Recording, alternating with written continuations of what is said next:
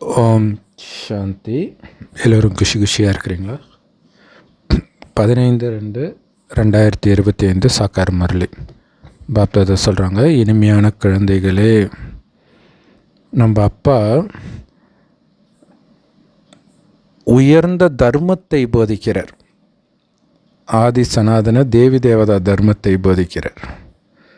உயர்ந்த கர்மத்தையும் போதிக்கிறார். அதனால் எந்த விதமான அசுர காரியங்களும் உங்கள் மூலமாக நடக்கக்கூடாது. ஏன்னா உலகத்திலேயே மிக உயர்ந்த குடும்பம் நம்ம குடும்பம்தான். பெரிய குடும்பம், மிக உயர்ந்த குடும்பம். ஸோ கடவுளுடைய குழந்தை. ஸோ அப்போ எந்த பாவ காரியமும் நடக்கக்கூடாதுன்னா உங்கள் புத்தி ரொம்ப ரொம்ப சுத்தமாக இருக்கணுன்றார். சுத்தமான புத்தி தேவை. பாபாவுக்கு அதுதான் தேவை. தூய்மையான புத்தி தான் தேவை. அதை தான் கற்றுக் கொடுக்குறார். எந்த விதமான விகார அழுக்கும் இருக்கக்கூடாது. கேள்வி: நீங்கள் தேக உணர்வில் முதல் பாவத்தை எப்போ பண்ணீங்க? அல்லது ஜென்ரலாகவே சொல்கிறார், தேக உணர்வில் வரும்பொழுது முதல் பாவம் நீங்கள் என்ன பண்ணுவீங்க தெரியுமா? பாபாவை நினைக்கிறதுக்கு பதிலாக தேகதாரிகளை நினைப்பீங்க. சூப்பராக எடுத்துகிட்டு வந்தார் பாருங்க. இது அங்கேயே நடக்கும். துவாபர தொடக்கத்திலே முதல்ல தேகதாரியை நினைக்க ஆரம்பிப்போம். அங்கே தான் பிரச்சனை வருது. அங்கே தான் பற்று எல்லாமே வருது. ஸோ அது பாருங்கள், அடுத்தடுத்த ஜென்மத்தில் தொடர்றது பாருங்கள். இல்லையா? ஸ்கூலுக்கு போகும்போதே பார்த்திங்கன்னா எதிர்ப்பால் ஈர்ப்பு இருக்கிறது ரொம்ப சின்ன வயசுலேயே. ஸோ அது முன் ஜென்மத்தில் எந்த அளவுக்கு ஆழமாக இருந்தால் அது சின்ன வயசுலேயே வருது. அவர்களை நினைக்க ஆரம்பிக்குது புத்தி.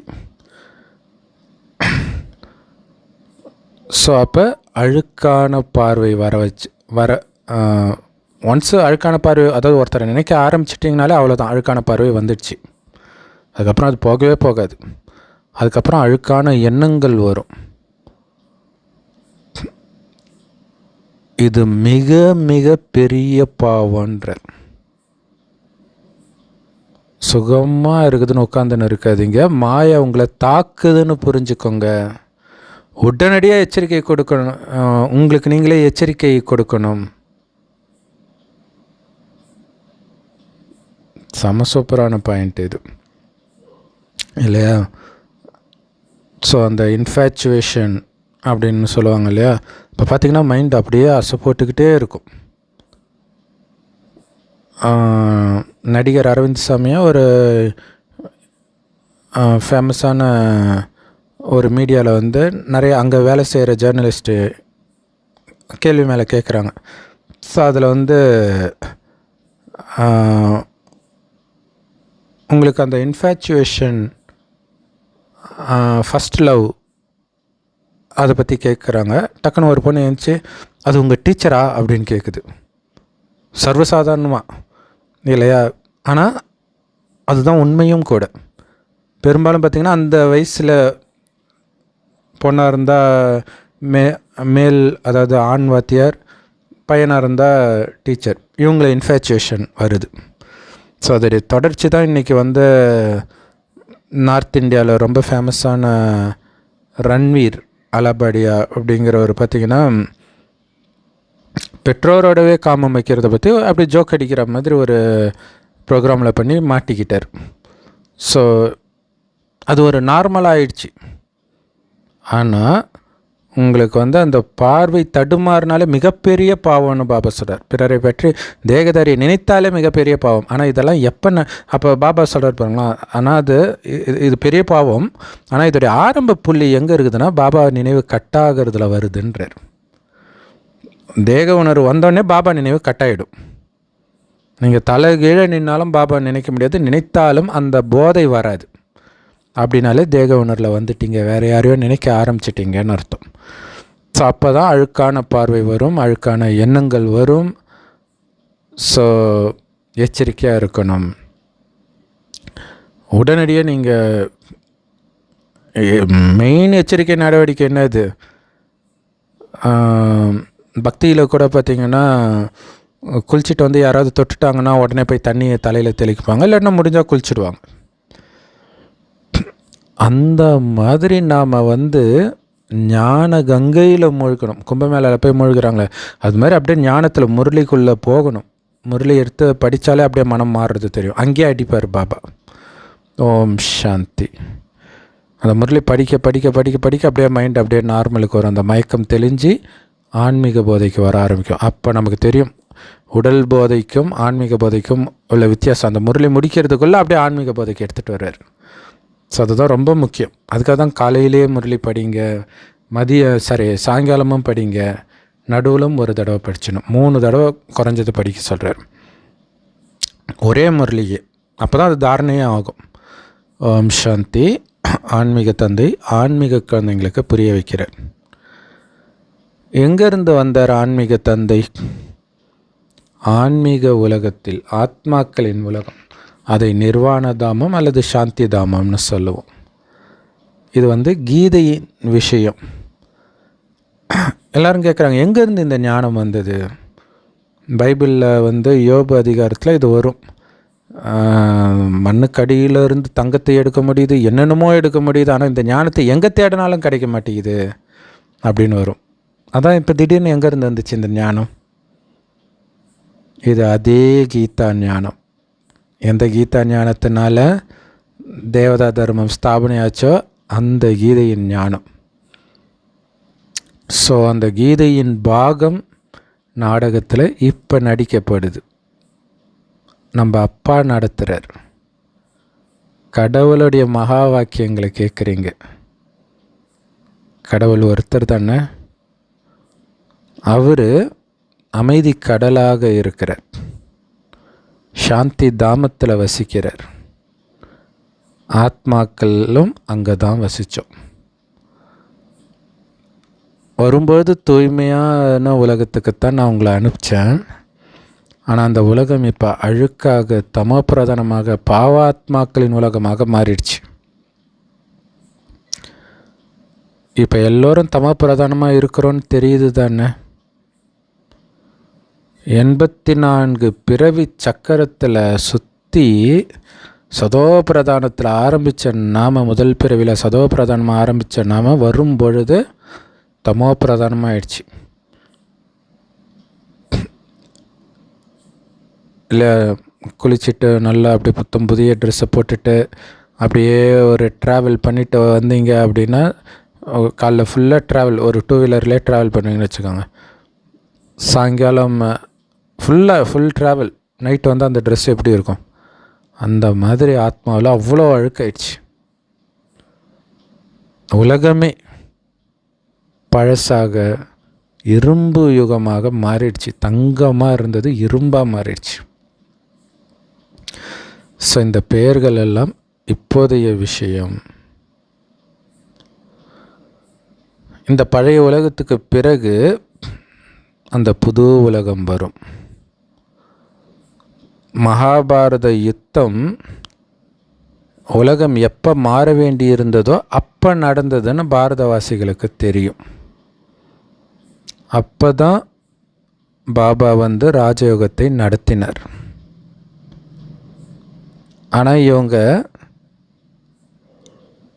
என்ன ஒரே ஒரு தப்பு பண்ணிட்டாங்க அப்படின்னா, ஒன்று காலச்சக்கரத்துடைய அளவு மறந்துட்டாங்க. லட்சக்கணக்கான வருஷம், கோடிக்கணக்கான வருஷம்ட்டாங்க. அடுத்தது அந்த கீதையின் பகவான் யாருன்றதையும் மறந்துட்டாங்க. இதுதான் அவங்க பண்ண பெரிய தப்பு. ஏன்னா கீதையில் இந்த 2 தான் பெரிய தவறாக இருக்கும். மற்றதெல்லாம் கூட நம்ம இது சுத்தமான பேரே மாற்றிடுறாங்கல்ல. மற்றதெல்லாம் நம்ம சொல்ல முடியும், விளக்கம் கொடுத்துட முடியும். ஆனால் இந்த 2 விஷயம், ஸ்ரீகிருஷ்ணரை கடவுள் தந்தை அப்படின்னு சொல்ல முடியாது. ஆத்மாக்கள் இறை தந்தை ஏன் கூப்பிடுது அப்படின்னாலே அவர் நிராகாரர்னு அர்த்தம். நிராகார தந்தை ஆத்மாக்கள் கிட்ட பேசுகிறார். என்ன நினைவு பண்ணுங்க, உங்களை தூய்மையாக்க போகிறது நான் தான். என்னை நினைவு செய்தால்தான் உங்கள் ஆத்மா தூய்மையாகும். என்னத்தான் பதித்த பாவனான்னு கூப்பிட்டீங்க. ஸ்ரீகிருஷ்ணர் தேகதாரி, எனக்கு உடம்பு கிடையாது, நிராகாரர், மனிதர்களின் தந்தை கிடையாது, நான் ஆத்மாக்களின் தந்தை. இதை உறுதியாக மைண்டில் பதிய வைக்கணும். இதுதான் முக்கியமான விஷயம். திரும்ப திரும்ப நம்ம அப்பா கிட்ட இருந்து நம்ம ஆஸ்தியை நாம் அடையிறோம். ஒவ்வொரு கல்பத்திலும் ஆத்மாக்கள் அடையுது. 84 பிறவிகள் முடிவுக்கு வந்துடுச்சு. முடியும்போது தான் அப்பாவும் வந்துட்டார். இப்போ நீங்கள் பண்ண வேண்டியதெல்லாம் என்ன தெரியுமா? பாபா பாபா பாபான்னு சொல்லிக்கிட்டே இருக்க வேண்டியதான்றார். அதாவது பாபா சொல்லுவார், பாபான்னு நீங்கள் வாயை திறந்து கூட சொல்ல தேவையில்லைன்ட்டு. அப்படின்னா என்ன அர்த்தம்னா, உங்களுக்கு எந்த கஷ்டத்தையும் கொடுக்கலன்றார். அதுக்காக நீங்கள் பாபானே சொல்லக்கூடாதுன்னு இல்லை, பாபா பாபான்னு சொல்லிக்கிட்டே இருக்கணுன்றார். அப்படியே மைண்டு ஃபுல்லாக அதே ஓடிட்டு இருக்கணும். பாபா பாபான்னு சொல்லிக்கிட்டே இருந்தால் உங்களுக்கு அந்த ஞாபகம் இருக்குதுன்னா சொல்லுங்கள், இல்லையா? அதுக்கப்புறம் அந்த நினைவு நிலைச்ச பிறகு நீங்கள் எதுவும் சொல்ல மாட்டீங்க. பட் இப்போ சொல்லுங்கள். பக்தி மார்க்கத்தில் அந்த அகோரிகளும் ஒரு மந்திரத்தையும் லட்சம் தடவை அந்த மாதிரிலாம் சொல்லுவாங்களாம். ஏதாவது ஓம் நம சிவாயா அந்த மாதிரி. அதை கோடி முறை சொன்னாலும், எத்தனை முறை சொன்னாலும் எதுவும் நடக்க போகிறது கிடையாது. ஆனால் பாபா பாபான்னு அன்பில் உருகும் பொழுது எவ்வளவு தூய்மையாகுது. ஏன்னா முழு கல்பமும் லௌகீக தந்தையைத்தான் நீங்கள் நினைவு பண்ணிட்டு வந்திருக்கிறீங்க. ஆக்சுவலாக அந்த லௌகீக தந்தையினால் மென்டலானவங்க நிறைய பேர் இருக்கிறாங்க. நிறைய. எனக்கு தெரிஞ்சு ஒரு முந்தைய தலைமுறையிலே ஒரு அப்பா வீட்டு வேலைக்காரியோட தொடர்பில் இருக்கிறார். அதை அவங்க பையன் தட்டி கேட்குறான். அவங்க பையனுக்கு அப்போ தான் கல்யாணமே ஆகி இருக்குது. கல்யாணம் ஆகி குழந்தை பிறந்துருக்குது. உடனே இது என் வீடு, நான் எப்படி வேணாலும் இப்போ நீ வீட்டை விட்டு வெளில போடான்னு துரத்திட்டார். உடனே அந்த பையனுக்கு ஒரு பேனிக் அட்டாக் மாதிரி ஜன்னி அப்படி இருந்தது. ஆனால் அந்த பையன் அவங்க பையனுக்கு அதே வேலையே பண்ணார். ஸோ அப்போ எந்த அளவுக்கு அப்பா மேலே பற்று இருந்தால் அந்த மாதிரி வீட்டை விட்டு வெளில போன உடனே அப்படி ஒரு பேனிக் அட்டாக் வர்றது இதெல்லாம் நடக்குது. அதுமாரி இன்னொரு சகோதரி அவங்க அப்பாவுக்காகவே வாழறாங்க. அவங்க அப்பா கல்யாணம் பண்ணனானே டக்குன்னு பண்ணிட்டாங்க, எதையுமே யோசிக்கல. திடீர்னு ஒரு நாள் நீ என் பொண்ணே கிடையாது வெளில போனான்னா அப்படியே மென்டல் ஆகிட்டாங்க. ஸோ அந்த அளவுக்கு லௌகீக தந்தையை நினச்சிங்களே, உங்களை மென்டலாக்கிற அப்பாவை நினச்சிங்களே, மென்டலாக இருக்கிற உங்களை தெளிவாக்குற இந்த அப்பா நினைக்க மாட்டீங்களா? உங்கள் எல்லோரையும் இந்த மனித சிருஷ்டியிலிருந்தே அழைச்சிட்டு போகிறதுக்கு வந்திருக்கிறேன். ஏன்னா ராவண ராஜ்யத்தில் மனிதர்கள் எல்லாம் கெட்டு சின்ன பின்னம் ஆயிட்டாங்க. ஸோ இப்போ அழைச்சிட்டு போகிறதுக்கு நீங்கள் லேஸ் ஆகணும். மனிதர்களை நினச்சி பாபா சொன்னார், உடலை நினச்சி என்னத்தை அடைஞ்சிங்க? அனைத்தையும் இழந்தீங்க. ஸோ இப்போ என்னை நினைவு செய்யுங்க. மனிதர்களுக்கு இது ராவண ராஜ்யம் அப்படின்றது புரிஞ்சிக்க மாட்டுறாங்க. ராவணனுடைய அர்த்தம் கூட அவங்களுக்கு தெரியல. ஸோ அவங்களுக்கு தெரிஞ்சதெல்லாம் அந்த 10 தலை ராவணன் உருவபொம்மை செஞ்சு எரிக்கிற தசரா பண்டிகை தான். அதுக்கான அர்த்தம் கூட தெரியாது. எதுக்கு எரிக்கணும்? எத்தனையோ புராண கதை இருக்குது, எத்தனையோ அசுரர்கள் வராங்க, ஏன் ராவணனை மட்டும் எரிக்கிறாங்க? கிருஷ்ணரும் தான் கம்சனை கொன்னார், நிறைய பேரை கொன்னார், அவங்களெல்லாம் எரிக்கலையே. இப்போ என்ன அந்த ராவணன் ஏன் எரிக்கணும் புரியல யாருக்கும். இப்போ தான் நம்ம புரிஞ்சுக்கிறோம். எதுக்கு இதை புரிய வைக்கிறார் தெரியுமா? மற்றவர்களுக்கு நீங்கள் புரிய வைக்கணும்னு தான் புரிய வைக்கிறார். இல்லை, அப்பா கிட்ட நேரடியாக ஞானத்தை பெறக்கூடிய பாக்கியம் ரொம்ப சிலருக்கு தான். அந்த ஞானத்தை பெற்றவர்களுடைய கடமை மற்றவர்களுக்கு கொடுப்பதற்கு. ஸோ அப்படி கொடுப்பதற்காக தான் நம்ம பாபா கிட்டேருந்து அடைஞ்சிருக்கிறோன்றதை புரிஞ்சுக்கணும். உங்களால் மற்றவங்களுக்கு புரிய வைக்கலைன்னா அதுக்கு ஒரே அர்த்தம், நீங்களே புரிஞ்சிக்கலன்னு அர்த்தம். பாபா கிட்ட தான் இந்த உலக சக்கரத்தின் ஞானம் இருக்குது. நாம் அவருடைய குழந்தைகளாக இருக்கிறோம். ஸோ குழந்தைகளுக்கு இந்த ஞானம் இருக்கணும். அப்பா கிட்ட இருக்கிற ஞானம் குழந்தைங்களுக்கு இருக்கணும். ஏன்னா நமக்கு அவர் கொடுக்குற சொத்தே இந்த ஞானம் தான். இதுதான் பின்னாடி உலகத்துக்கே மகாராணியாக நம்மளை மாற்றுது. இதுதான் உங்களுடைய கீதா பாடசாலை. என்ன லட்சியம்? ஸ்கூலுக்கு போனால் ஏதோ ஒரு லட்சியம் இருக்கும்ல. என்ன லட்சியம்? இந்த லக்ஷ்மி நாராயணன் மாதிரி ஆகிறது தான் லட்சியம். இது ராஜயோகம். நரனை நாராயணனாக, நாரியை லக்ஷ்மியாக ஆக்கிற ஞானம். ஆனால் பக்தி மார்க்கத்தில் மனிதர்கள் உட்கார்ந்து கதையாக சத்சங்கம் சொல்லுவாங்க. ஸ்ட்ரைட்டாக கதையை சொன்னாலே புரியுறது கஷ்டம். இதில் அவங்க உட்காந்துக்கிட்டு என்னென்னமோ அவங்க கற்பனைகளும் சேர்த்து அது இது கடைசியாக என்ன கேட்டோன்றதே தெரியாது. அந்த மாதிரி பேசுகிறவங்க தான் ஃபேமஸாக இருக்கிறாங்கன்றது தான் கொடுமை.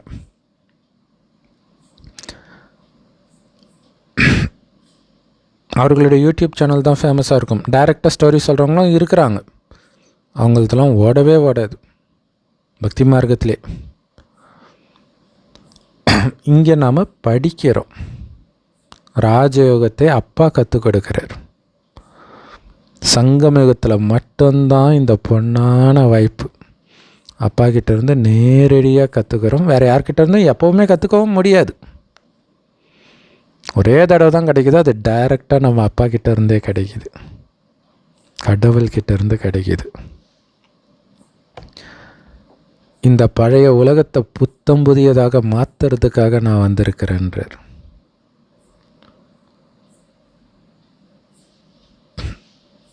ஸோ புது உலகத்தில் தான் உங்கள் ராஜ்யம் இருந்தது. பழைய உலகத்தில் என்ன ராஜ்யமாக இருக்குது? துக்கம்தான் இருக்குது. அடிமையாக இருக்கிறீங்க. ஸோ இப்போ மீண்டும் அந்த புது உலகம் வரணும், உங்கள் ராஜ்யம் வரணும். அதுக்கு தான் இந்த சக்கரம். எதுக்கு அந்த ஞானத்தை கொடுக்குறாருன்னா, இப்போ முடிஞ்சிடுச்சு, அடுத்தது அங்கே போகிறோம். ஒரு விதத்தில் இதோடைய நினைவு தான் இந்த ஜாதகமெல்லாம் கூட. அந்த கட்டம், இந்த கட்டம், இது இங்கே வருது, இது சூரியன் இங்கே வருது. ஸோ இதெல்லாமே இப்போ பாபா இங்கே வந்திருக்கிறார் இல்லையா? சங்கமயுகத்தில் வந்துட்டார். வந்தவுடனே நம்ம மேலே பிரகஸ்பதி திசை. கன்ஃபார்மாக இதுக்கு அடுத்தது எங்கே போகிறோம்? சொர்க்கத்துக்கு போகிறோம். அந்த ஜாதகம் உண்மையோ பொய்யோ தெரியாது. இது கன்ஃபார்மாக உண்மை. முக்கியமாக 4 தர்மங்கள். அதில் ரொம்ப ரொம்ப முக்கியமானது தேவதா தர்மம். அது இப்போ இல்லவே இல்லை. மீதி என்ன அப்படின்னா புத்த தர்மம், கிறிஸ்தவ தர்மம், இஸ்லாமிய தர்மம். ஸோ தேவதை தர்மமும் தெய்வீக கர்மமும் இன்றைக்கி கெட்டு போயிடுச்சு. இப்போ மீண்டும் அந்த உயர்ந்த தேவதா தர்மத்தை கற்றுக் கொடுக்கிறார். உயர்ந்த காரியங்களை கற்றுக் கொடுக்கிறார். ஸோ நீங்கள் ஒவ்வொருத்தரும் உங்கள் மீது கவனம் கொடுக்கணும். நான் எந்த அசுர காரியமும் பண்ணலை தானே அப்படின்னு கவனம் கொடுங்க.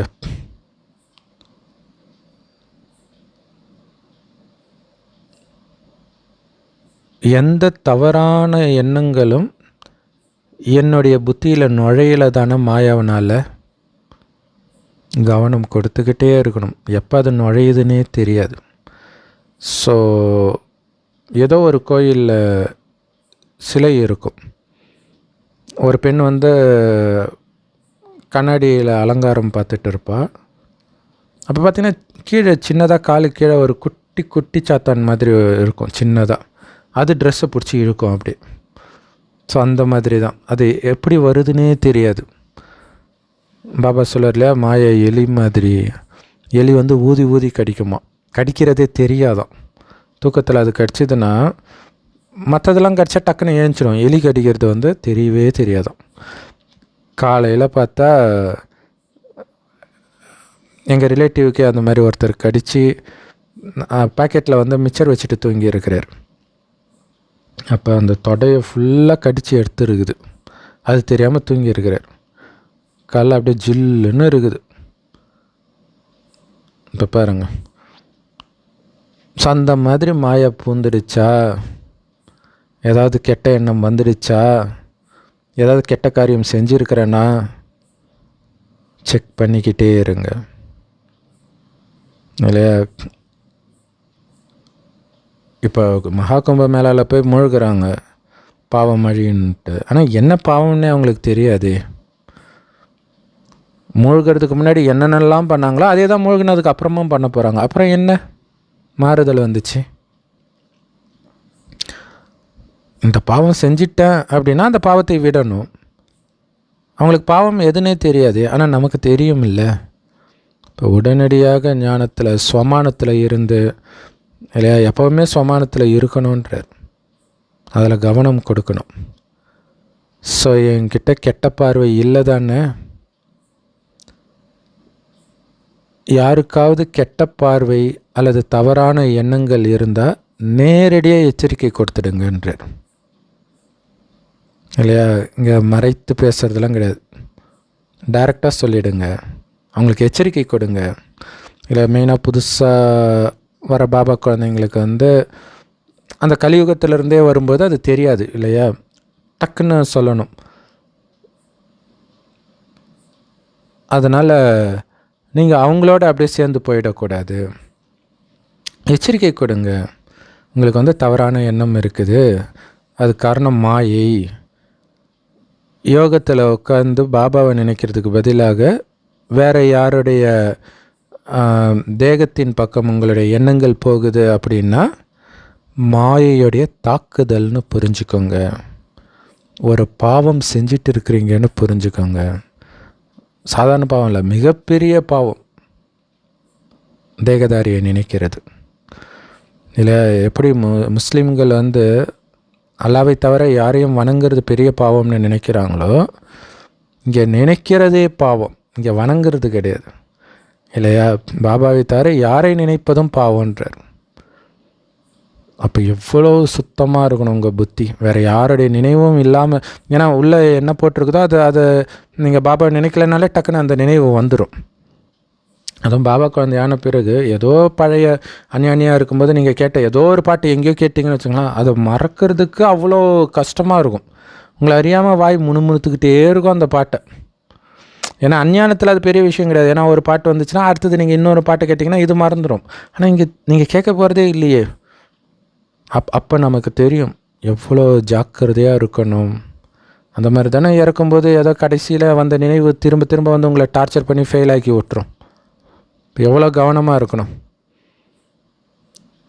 ஸோ ஜோக் அடிக்கிறது, சிரிக்கிறது, இதுலேயே நிறைய பாதிப்பு ஏற்படுதுன்றார். ஸோ இன்றைக்கி ஜோக்கு தான் அடித்து மாட்டிக்கிட்டாங்க அந்த ஒரு ஃபேமஸான யூடியூபர். அது ரொம்ப தவறான ஜோக்கு, பட் ஆனால் சாதாரணமாகவே சொல்கிறாரு பாபா, உங்களுடைய உதட்டிலிருந்து எப்போவுமே ரொம்ப தூய்மையான வார்த்தைகள் மட்டும்தான் வரணும். ஆல்ரெடி நாராயணன், மகாலட்சுமி அப்படின்னே நினச்சிக்கோங்க. உங்களை என்றைக்கோ ஒரு நாள் ஆகிதானே ஆகணும், இன்றைக்கே ஆகிடுங்க. சம்பூர்ணமாகும்போது அப்படி தானே இருப்பீங்க. அதை இப்போவே எடுத்துகிட்டு வாங்கன்றார். அழுக்கான வார்த்தையே வரக்கூடாது உங்கள் உதட்டில் இருந்துன்றார்.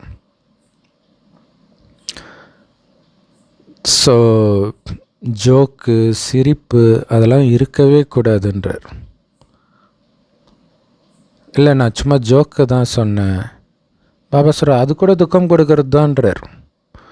ஜோக்குனாலே வந்து கண்டிப்பாக யாரையோ காயப்படுத்தி தான் வரும் இல்லையா. ஏதோ ஒரு விதத்தில் நிறைய பேருக்கு நமக்கு ஜோக்காக தெரியுறது மற்றவங்களுக்கு ரொம்ப கஷ்டமாக தெரியும். அதான் பாபா சொல்கிறார், அதுவும் துக்கம்தான்.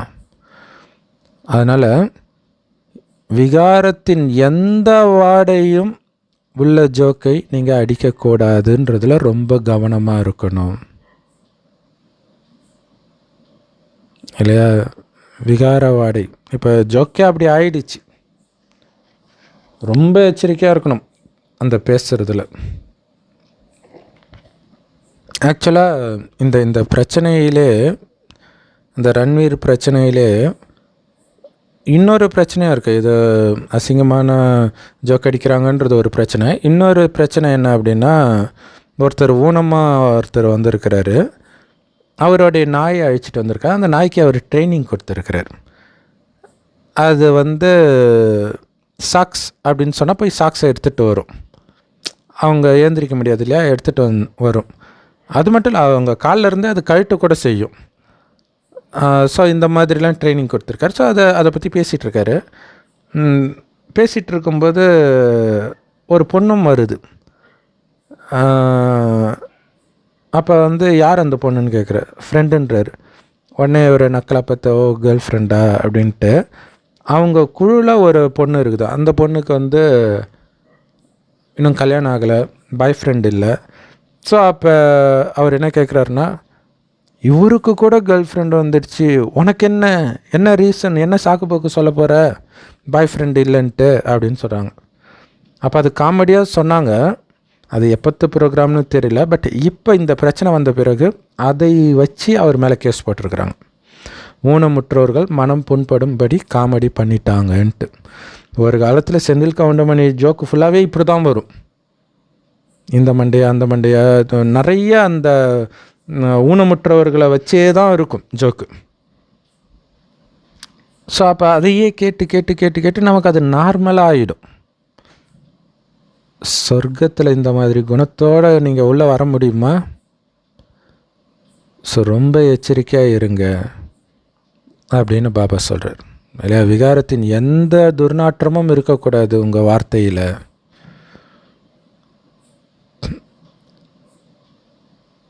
சந்தோஷப்படுத்தணும், பட் ஆனால் அது சந்தோஷப்படுத்துறதுக்காக சில ஜோக்ஸ் சொல்லலாம். ஆனால் அந்த ஜோக்கில் எந்த விகார வாடையும் இல்லாமல் பார்த்துக்கணும், அதில் கவனம் கொடுக்கணும். ரொம்ப எச்சரிக்கையாக இருங்க.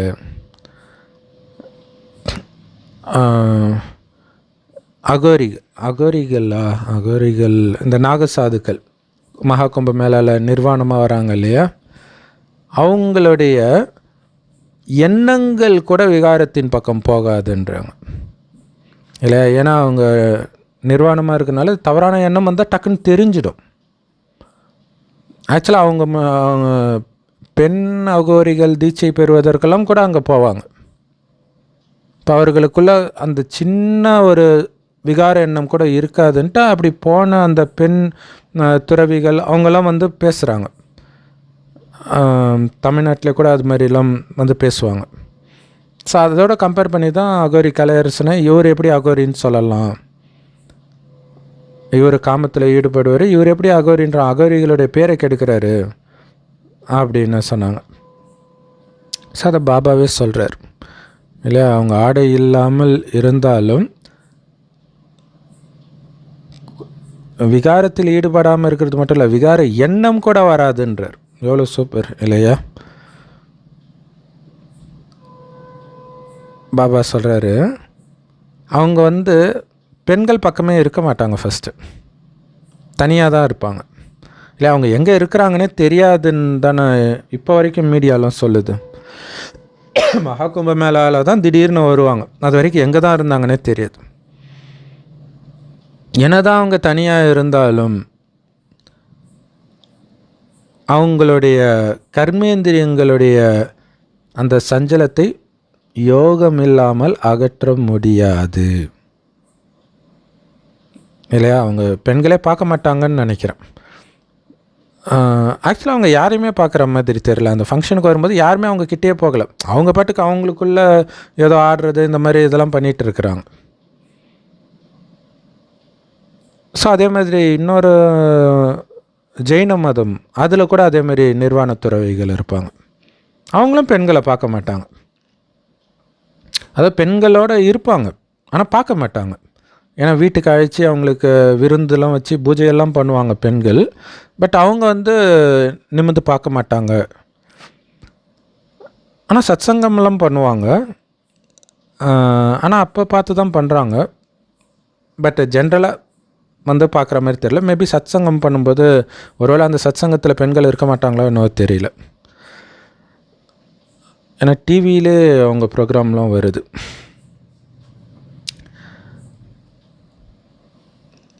காமம் என்ன மாதிரி எதிரி அப்படின்னா,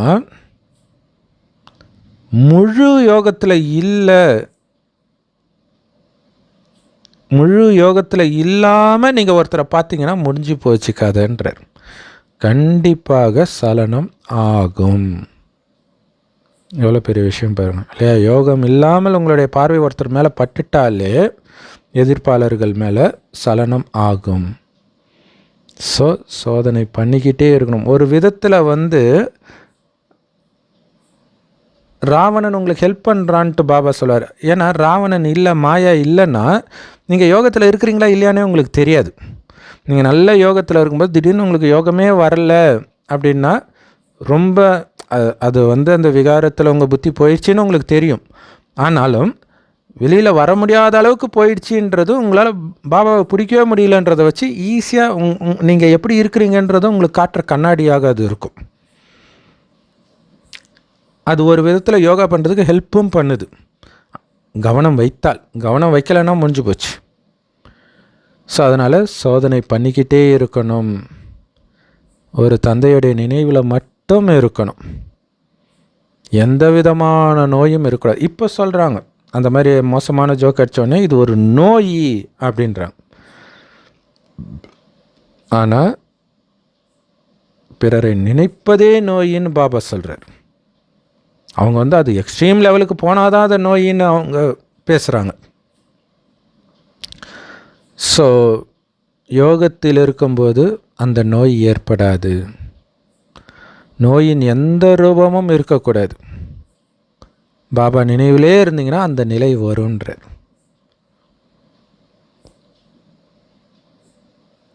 தங்க யுகத்தில் எந்த விதமான குப்பையும் இருக்காது. வெளியிலும் இருக்காது, நம்ம மனசுலையும் இருக்காது.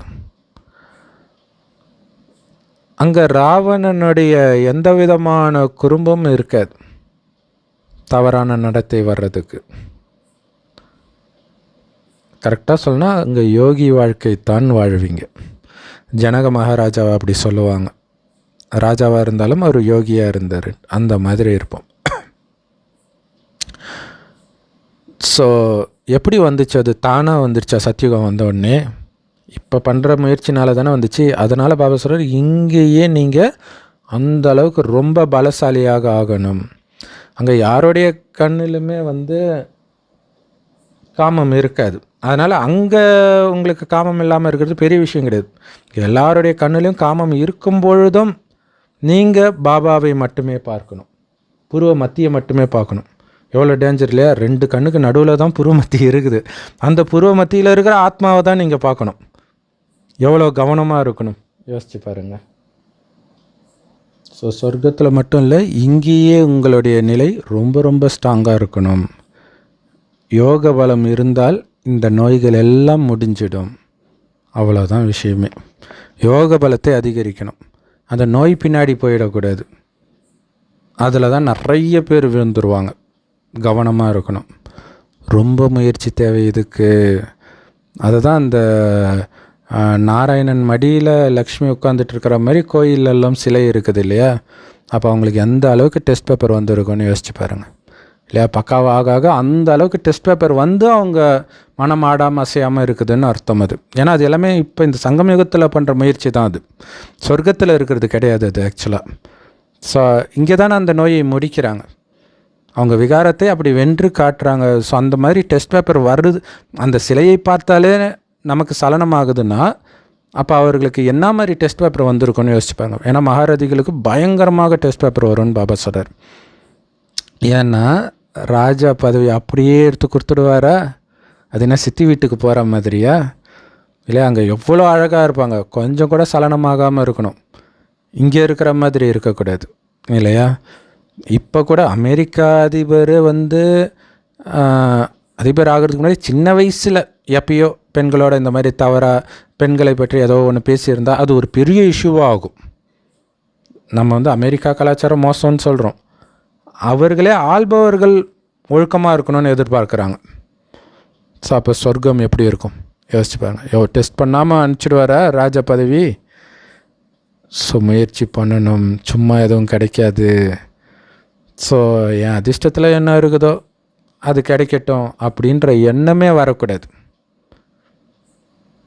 நான் செய்யலைன்னா யாரால் பண்ண முடியும், அப்படி ஒரு வைராக்கியம் இருக்கணும். நீங்கள் இதை தாரணை பண்ணலை அப்படின்னா நீங்கள் ஒரு பைசாவுக்கு உதவாத பதவியைத்தான் அடைவீங்கன்னு புரிஞ்சுக்கோங்க. ஏன்னா பிரஜைகள் தானே நிறைய பேர் இருப்பாங்க. அதுக்காக ராஜயோகம் பிரஜாயோகம் கற்றுக் கொடுக்கல இல்லையா? சிலர் வரைகிறதுல அவ்வளோ நல்ல மார்க் வாங்குகிறாங்க, சிலர் கேம்ஸில் நல்ல மார்க் வாங்குகிறாங்க. ஸோ இதெல்லாம் வந்து பொதுவான பாடங்கள். அதே மாதிரி இங்கேயும் பாடங்கள் இருக்குது, 4 பாடங்கள் இருக்குது.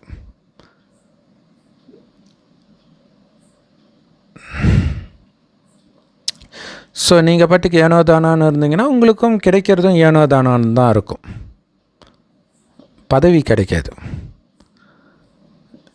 எப்போ நீங்கள் சேவை செய்கிறீங்களோ அப்போ தான் ராஜ பதவி கிடைக்கும்.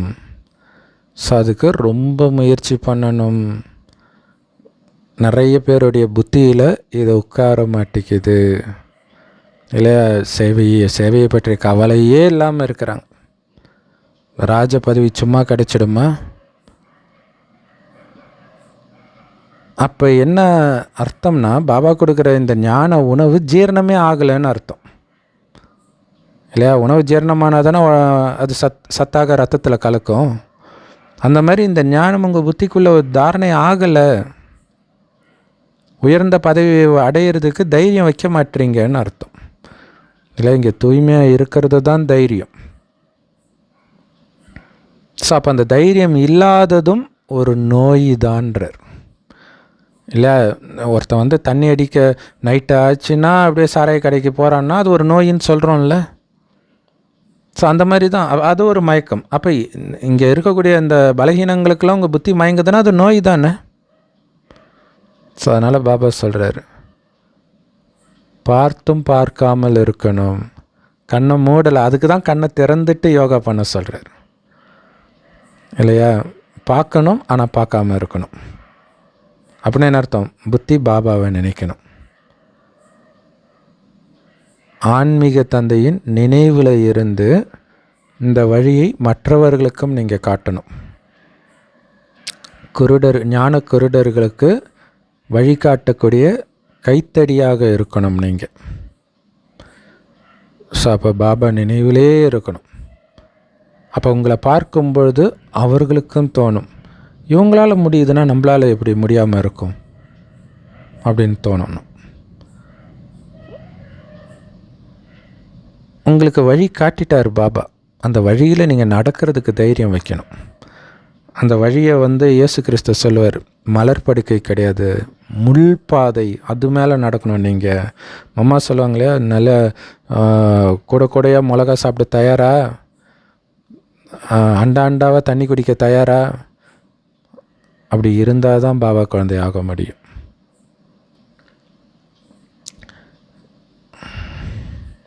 ஸோ மெயினாக பார்த்தும் பார்க்காம இருக்கிற பயிற்சி, ஏன்னா கண்கள் தான் ஏமாத்தும் அப்படின்னு சொல்லுவார்.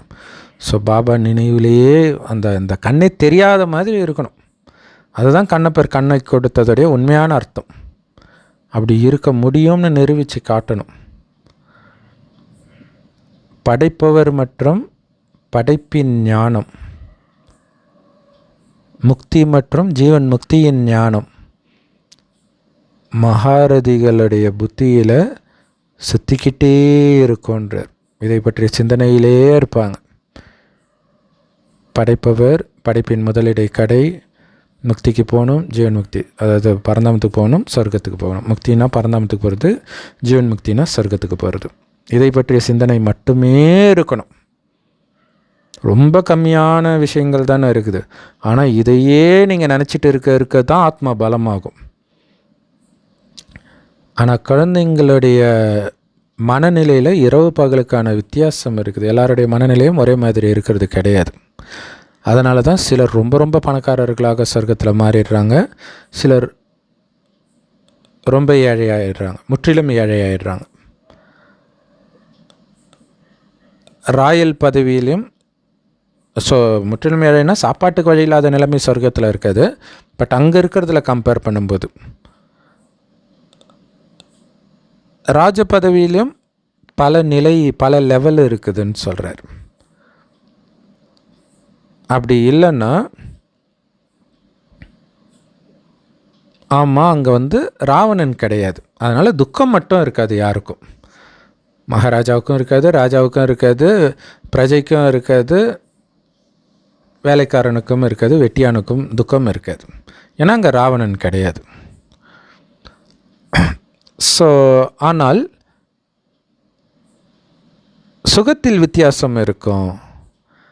ஏன்னா செல்வத்தில் வித்தியாசம் இருக்குது அப்படின்னா செல்வத்துக்கு ஏற்ப தானே உங்களுக்கு சந்தோஷம் கிடைக்கும். அவ்வளோ வருமானத்தை சம்பாதிக்கிற ஒரு யுகம் இது. விட்டுருவான மாயா, அதுக்கு தான் பாபா அனுப்புறது.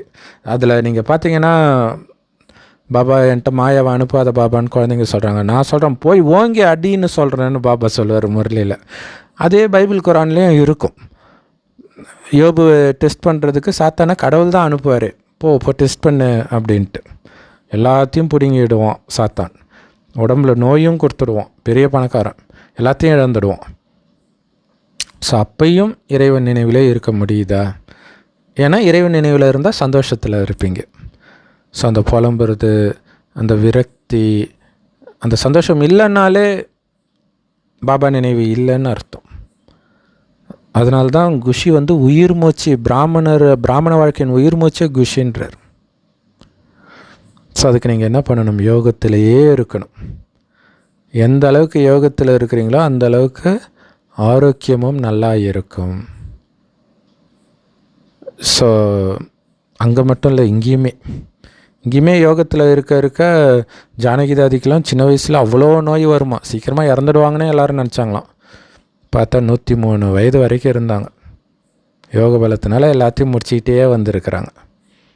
முயற்சி பண்ணணும், உடலை விடணுன்ற எண்ணமே வரக்கூடாது இல்லையா? நேற்று ஒரு சகோதரி வீடியோ போட்டிருந்தோம், ஜென்ரல் வீடியோ. 85 வயசு கர்நாடகாவில் சாகணும் அப்படின்னு கோர்ட்டில் கேஸ் நடத்தி 24 வருஷம் போராட்டத்துக்கு அப்புறம் சட்டமும் பாஸ் பண்ணிட்டாங்க. 60 வயசுக்கு மேலே யார் வேணாலும் டாக்டருடைய உதவினால் வலி இல்லாமல் இறக்கலாம் அப்படின்ட்டு. ஆனால் இந்த உடம்பில் இருக்கும்பொழுது தானே உங்களுக்கு ஞானம் யோகத்தில் இருக்க முடியும். எந்த அளவுக்கு வலிக்குதோ அந்தளவுக்கு நீங்கள் பாபாவை தானே நினைப்பீங்க இல்லையா? வலி வந்தாலே தானாக புத்தி பாபா கிட்டே போகும். நமக்கு அதுவும் நன்மையே. ஆனால் அந்த சகோதரி இறக்கிறதுக்குள்ளே யாராவது போய் சொல்லணும், கன்னடா தெரிஞ்சவங்க கர்நாடகாவில். கர்நாடகாவில் இருக்கிறவங்க முரளி கேட்பீங்க இல்லையா? அந்த நேற்று போட்ட வீடியோ, எனக்கு மரணம் வேணும், என்னை தயவுசெய்து சாக விடுங்கள் அப்படின்ட்டு, அதில் அவங்க பேர் கூட சொல்லியிருப்பேன். டைட்டிலே இருக்கும், எனக்கு இப்போ டக்குன்னு பேர் ஞாபகம் வரல, ஏதோ பஸ்ஸவோ ஏதோ ஒரு பேர். அது நீங்கள் யூடியூப்பில் போட்டிங்கனாலே அவங்க நிறைய எப்படியும் இன்டர்வியூ கொடுத்துருப்பாங்க இல்லையா கன்னடாவில். அது மூலமாக அவங்கள கான்டாக்ட் நம்பர் எப்படியாவது வாங்கிடலாம். வாங்கி அவங்களுக்கு ஞானத்தையாவது கொடுங்க. அவங்க இறக்கல, அது வேறு விஷயம். ஞானத்தையாவது கொடுங்க. முயற்சி பண்ணணும். ஆரோக்கியமாக இருக்கணும் அப்படின்னாலும், செல்வம் வரணுன்னாலும், எல்லாத்துக்கும் ஆதாரம் நினைவு. ஆனால் பலருடைய நடத்தை அஞ்ஞானிகள் மாதிரியே இருக்குது, கொஞ்சம் கூட மாறலைன்றார். பாபா குழந்தை ஆகிறதுக்கு முன்னாடி எப்படி இருந்துச்சோ அதே மாதிரியே இருக்குது. எப்படி கும்பமேளாவில் குளிக்கிறதுக்கு முன்னாடி எப்படி இருந்துச்சோ அதே மாதிரியே இருக்குது. அதே மாதிரி தான் உங்களுக்கும் இருக்குதுன்றார். பெரும்பான்மையானவர்களுக்கு அப்படி தான் இருக்குதுன்றார். அவர்களால் யாருக்கும் எந்த நன்மையும் செய்ய முடியாது. ஏன்னா அவங்களுக்கே நன்மை செய்யலையே, தன்னையே மாற்றிக்கலையே. தன்னையே மாற்ற முடியாதவன் உலகத்தை எப்படி மாற்ற முடியும்? ஒரு பரீட்சை நடக்குது அப்படின்னா யார் பாஸ் ஆவாங்க, எவ்வளோ மார்க்கில் பாஸ் ஆவாங்க அப்படின்னு உங்களுக்கு தெரியும். அந்த நேரத்தில் கதறி அழ வேண்டியதாகிடும்ன்றார். பாபா கடைசி எக்ஸாமை பற்றி சொல்கிறார். முடிஞ்சிடும் அந்த நேரம், அதாவது 5 விகாரத்தையும் தூண்டுற மாதிரி வரும் டெஸ்ட் பேப்பர். நிறைய பேர் பார்த்திங்கன்னா அஞ்ஞானத்திலேயே கூட இந்த ஒரு நிறைய இந்த கள்ளத்தொடர்பு இந்த மாதிரி விஷயம்லாம் சொல்கிறவங்க எப்படி சொல்லுவாங்க அப்படின்னா, நானே கணவனை பிரிஞ்சு தனியாக இருந்தேன், ஒரு மன உளைச்சல் இருந்தேன், அந்த நேரம் இவர் அன்பாக பேசினார், எனக்கும் ஒரு ஆறுதல் தேவைப்பட்டுச்சு இல்லை. அப்போ அந்த பலகீனம் அந்த நேரம் வரும். அந்த மாதிரி எல்லாமே காமத்தை தூண்டுறது, கோபத்தை தூண்டுறது, பற்று தூண்டுறது எல்லாம் அட் அ டைமில் அடிக்கும். ஒரு விகாரம் வர்றதுக்கு மைண்டுக்குள்ளே வர்றதுக்கு நீங்கள் வழி கொடுத்துட்டிங்கன்னா எல்லாமே உள்ளே வந்துடும், மாட்டிக்குவீங்க. அப்படியே மார்க்கு சர்ன்னு இறங்கும். 1 செகண்ட் டெஸ்ட் பேப்பர்ன்றார், 1 செகண்ட் உங்கள் மனநிலையில் முடிஞ்சு போச்சுன்றார். அப்போ உங்களுக்கே தெரியும். அப்போ கதறி அழுவோமா, ஐயோ அலட்சியமாக இருந்துட்டுமே அப்படின்ட்டு. பாபாவும் தாதாவும் எவ்வளவு சொல்லி புரிய வச்சுக்கிட்டே இருந்தாங்களே, நன்மை செய்கிறதுக்காகவே வந்தாங்களே, ஆனால் அலட்சியத்தில் இப்படி பண்ணிட்டோமே, அவ்வளோதான் முடிஞ்சு போச்சு இல்லை, அதுக்கப்புறம் சான்ஸும் இல்லையே.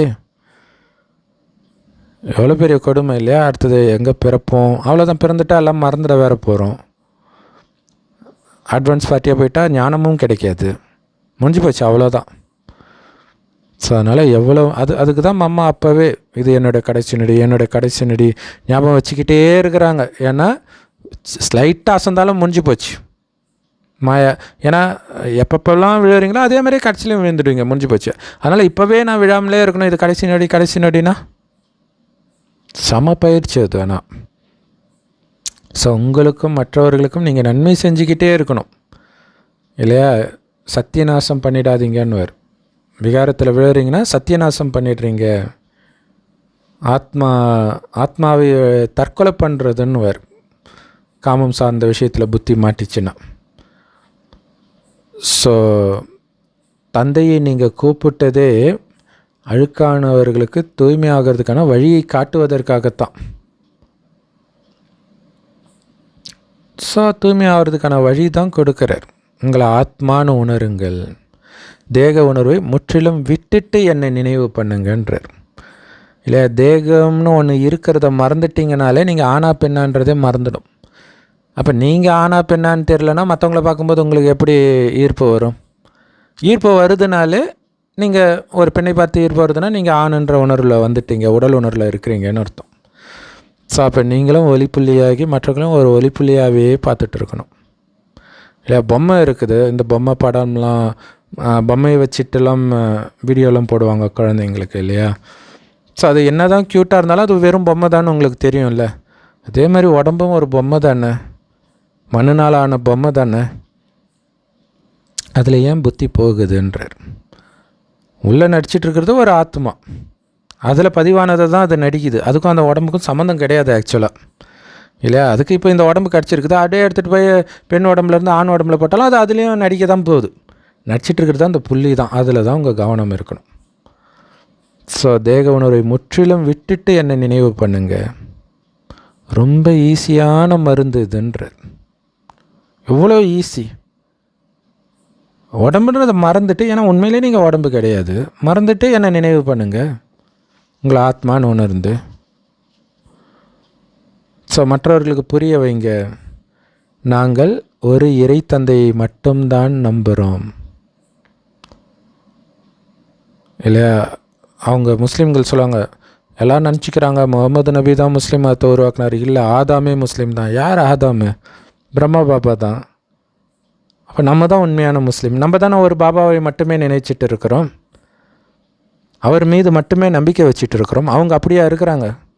யாருமே அப்படி கிடையாது இல்லையா. அனைத்தையும் இழப்பதற்கு தயாராக இருக்கிறோம். இங்கே பேரே தியாக தபஸ். தபஸ் பாபா நினைக்கிறது அல்லது ஒரே எண்ணத்தில் மூழ்கி இருக்கிறது. தியாகம் எதையும் இழப்பதற்கு தயாராக இருக்கிறது. ஆனால் அங்கே வந்து சண்டை போட சொன்னார் அல்லாஹ், அப்படி தப்பாக புரிஞ்சுக்கிறாங்க. இப்போ உண்மையான முஸ்லீம் அப்படின்னு பார்த்தீங்கன்னா அப்போ நாம தான். ஸோ ஒரு தந்தையை மட்டுமே நாம் வந்து நம்மளுடைய நம்பிக்கை அவர் மீது மட்டுமே இருக்குது. எந்த மனிதனையும் நம்பலை நாம். அப்படி இல்லைன்னா தைரியமாக தர்மப்படி நடக்க முடியாது இல்லையா? காமத்தின் வசப்பட்டு கோபத்தின் வசப்பட்டு ஒரு முடிவு எடுக்கிறோன்னா முடிஞ்சு போச்சு. பற்றின் வசப்பட்டு பாபா சொல்கிறார், என்னை வா வான்னு கூப்பிட்டீங்கல்ல, வந்து அழுக்காக இருக்கிற எங்களை தூய்மையாக்குங்க பாபான்ட்டு, நான் வந்துட்டேனே. நீங்கள் கூப்பிட்டு நான் வராமல் இருக்க முடியுமா? நான் வந்து தான் ஆகணும். இந்த பிரம்மா மூலமாகலாம் நீங்கள் எதையும் அடைய முடியாது. பிரம்மா கிட்டேருந்து என்ன அடைய போகிறீங்க? அவரும் உங்களை மாதிரியே அப்பா கிட்டேருந்து அடையக்கூடிய சகோதரர், மூத்த சகோதரர். அப்பா கிடையாது அவர். ஆஸ்தி அப்பா கிட்டேருந்து தான் கிடைக்கும், சகோதரர்கிட்டேருந்து கிடைக்காது. ஸோ அதையும் புரிஞ்சிக்கணும். அப்போ உங்களுடைய கவனம் பிரம்மா கிட்ட இருக்கக்கூடாது, பிரம்மா உடம்பில் இருக்கிற சிவபாபா கிட்ட இருக்கணும். நிராகார தந்தை. ஸோ அப்போ அந்த பிரம்மா பாபா முன்னாடி உட்காந்துட்டு இருக்கிறவங்களுக்கு ஆத்ம உணர்வுனா இது தான் இல்லையா? பிரம்மா பாபா முன்னாடி உட்காந்துட்டு இருக்கிறவங்களுக்கு பிரம்மா பாபா பூர்வமத்தியில் சிவபாபா உட்காந்து பேசுகிறாருன்னு தெரியும். இப்போ எப்படி இருக்குன்னா, அந்த கண்ணை பார்த்தாலும் அந்த கண் வழியாக சிவபாபா பார்க்குறாருன்னு தான் பார்க்கணும். அப்படி தான் பார்ப்பாங்க இல்லையா? சென்டரில் யோகா ரூமில் வந்து பாபா பார்க்கும்போது பிரம்மான்னு நினச்சிட்டு பார்க்க மாட்டோம் இல்லையா? சிவபாபான்னு நினச்சிட்டு தான் பார்ப்போம். சிவபாபாவுக்கு உடம்பு கிடையாது, அப்போ அந்த ஆத்மா பார்க்குது. இதே உணர்வில் நீங்கள் மற்றவர்களை பார்த்தீங்கன்னா அதுதான் ஆத்ம உணர்வு இல்லையா? அது எப்படி சிவபாபா ஆத்மா இந்த உடம்பு கண் வழியாக பார்க்குதோ, அதேமாதிரி அங்கேயும் ஒரு ஆத்மா தான் பார்க்குது அப்படின்னு நீங்கள் பார்க்கணும். அதுமாதிரி உங்களையும் ஒரு ஆத்மா தான் நான் வாய் வழியாக பேசுகிறேன், ஆத்மா தான் நான் பார்க்குறேன் கண் வழியாக. அது மைண்டில் சொல்லி சொல்லி சொல்லி சொல்லி சொல்லி மிகப்பெரிய மந்திரமே இது தான் இல்லையா? பாபா காரணம் இல்லாமல் சொல்ல, ஆத்மா நான் கண் வழியாக பார்க்குறேன், வாய் வழியாக பேசுகிறேன், கை கால் மூலமாக இந்த காரியம் செய்கிறேன்னுலாம் சொல்லுவார் நிறைய முரளியில். அது நீங்கள் பண்ண வேண்டிய பயிற்சி, அதுக்காக தான் அவர் சொல்கிறார்.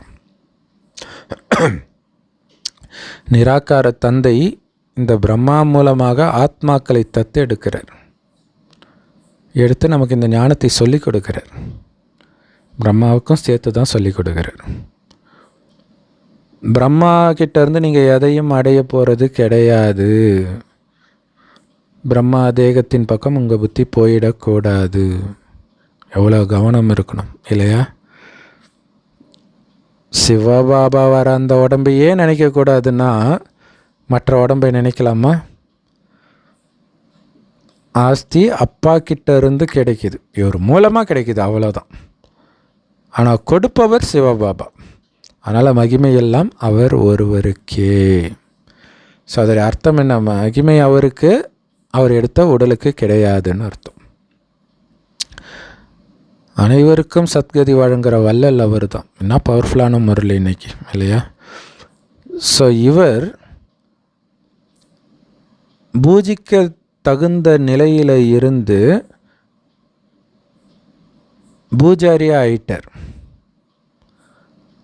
ஆரம்பத்தில் வந்து தங்க யுகத்தில் பூஜிக்க தகுந்தவராக இருந்தார். 84 பிறவி எடுத்து இப்போ அழுக்காயிட்டார்.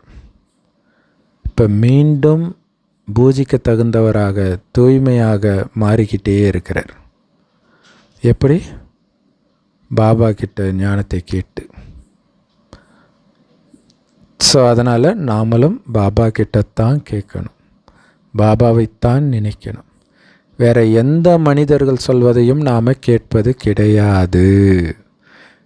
அஞ்சுவதும் அடிப்பணிவதும் அல்லாஹ் ஒருவனுக்கேன்றதை ஃபாலோ பண்ணுறது நாம் மட்டும்தான்.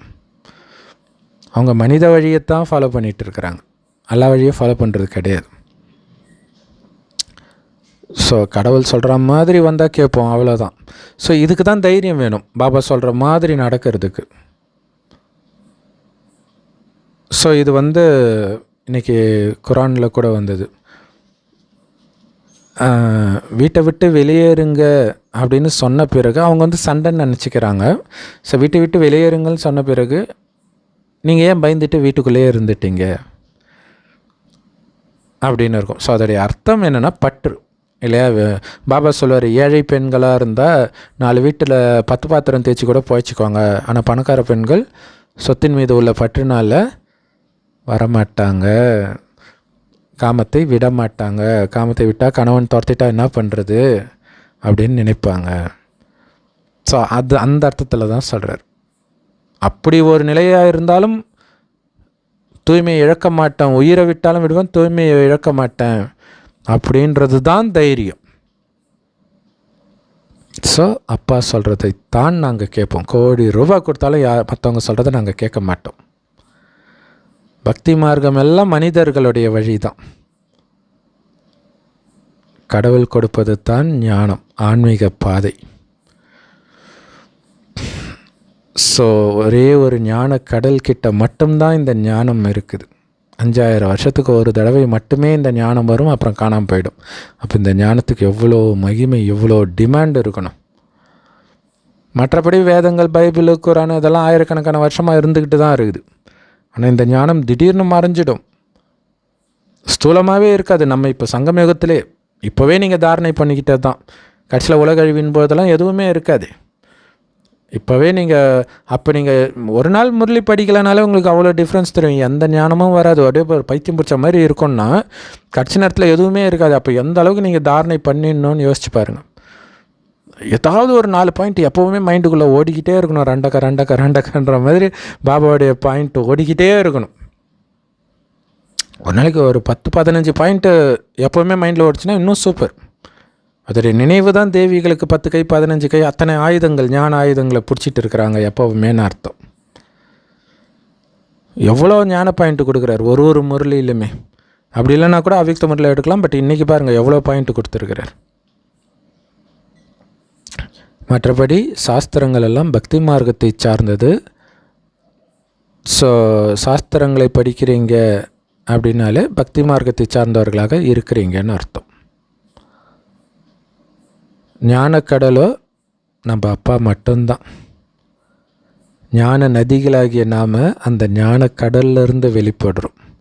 எங்கேருந்து இந்த ஞானம் வந்தது? ஞானக்கடலிலிருந்து வருது. ஸோ இந்த ஞானக்கடலுக்கும் ஞான நதிக்கும் தான் மகிமை. அவங்க என்ன பண்ணிட்டாங்க, அந்த மகிமையை தூக்கி தண்ணி கடலுக்கும் தண்ணி நதிக்கும் கொடுத்துட்டாங்க. ஸோ இந்த விஷயத்துலலாம் குழந்தைங்க ரொம்ப கவனம் கொடுக்கணும். உள்நோக்கு முகமாக இருந்து உங்களுடைய புத்தியை இதை கடைஞ்சிக்கிட்டே இருக்க வைங்கன்றார். ஞானத்தை கடைஞ்சிக்கிட்டே இருக்கணும், கடைஞ்சி வெண்ணெய் எடுக்கணும். அப்போ தான் உங்களை மாற்றிக்க முடியும். உங்களை மாற்றிக்கணும், சீர்திருத்திக்கணும் அப்படின்னாலே உள்நோக்கு முகமாக இருக்கணும். வெளியில் எல்லாம் என்ன பண்ணுறாங்க அது தேவை கிடையாது.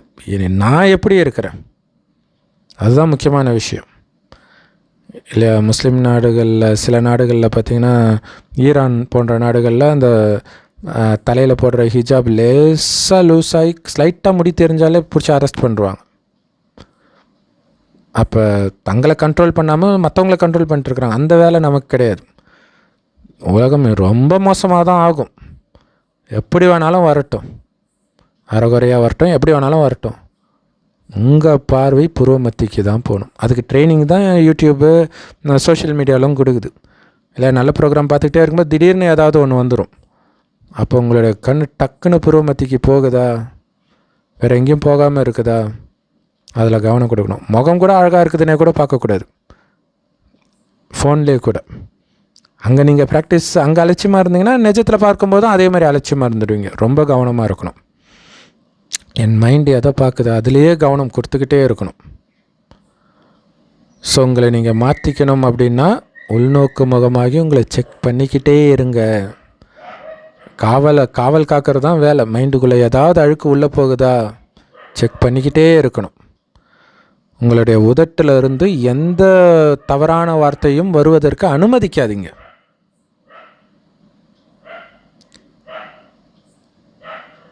ஏதாவது ஒரு அழுக்கின் பக்கம் உங்களுடைய பார்வை ஈர்க்கப்படுவதற்கு அனுமதிக்காதீங்க அப்படிங்கிறார்.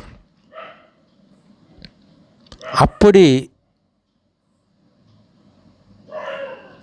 வந்தால் உங்கள் உதட்டிலிருந்து ஒரு தவறான வார்த்தை வந்துடுச்சு, உங்கள் பார்வை அழுக்கின் பக்கம் போகுது அப்படின்னா உங்களை நீங்களே அரைஞ்சிக்கோங்கன்றார். எப்படியாவது எச்சரிக்கை கொடுத்துக்கிட்டே இருக்கணும். பிரம்மா பாபா பக்தி பண்ணும்பொழுதே எங்கேயாவது கவனம் போச்சுன்னா அவரே கிள்ளிக்கு வரோம். ஸோ திரும்ப திரும்ப திரும்ப திரும்ப உங்களுக்கு எச்சரிக்கை கொடுத்துக்கிட்டே இருக்கணும். அப்போ தான் உயர்ந்த பதவி அடைய முடியும். நாராயணன் ஆகிறதுக்கு வந்துருக்குறோம், சும்மா கிடையாது இல்லையா?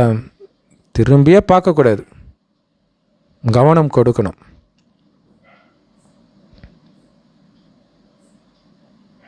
ஸோ செம பவர்ஃபுல்லான முரளி இன்றைக்கி. குறிப்பாக அந்த காமம்ன்ற மிகப்பெரிய எதிரியை வெல்வதற்கு மிக அற்புதமான முரளி.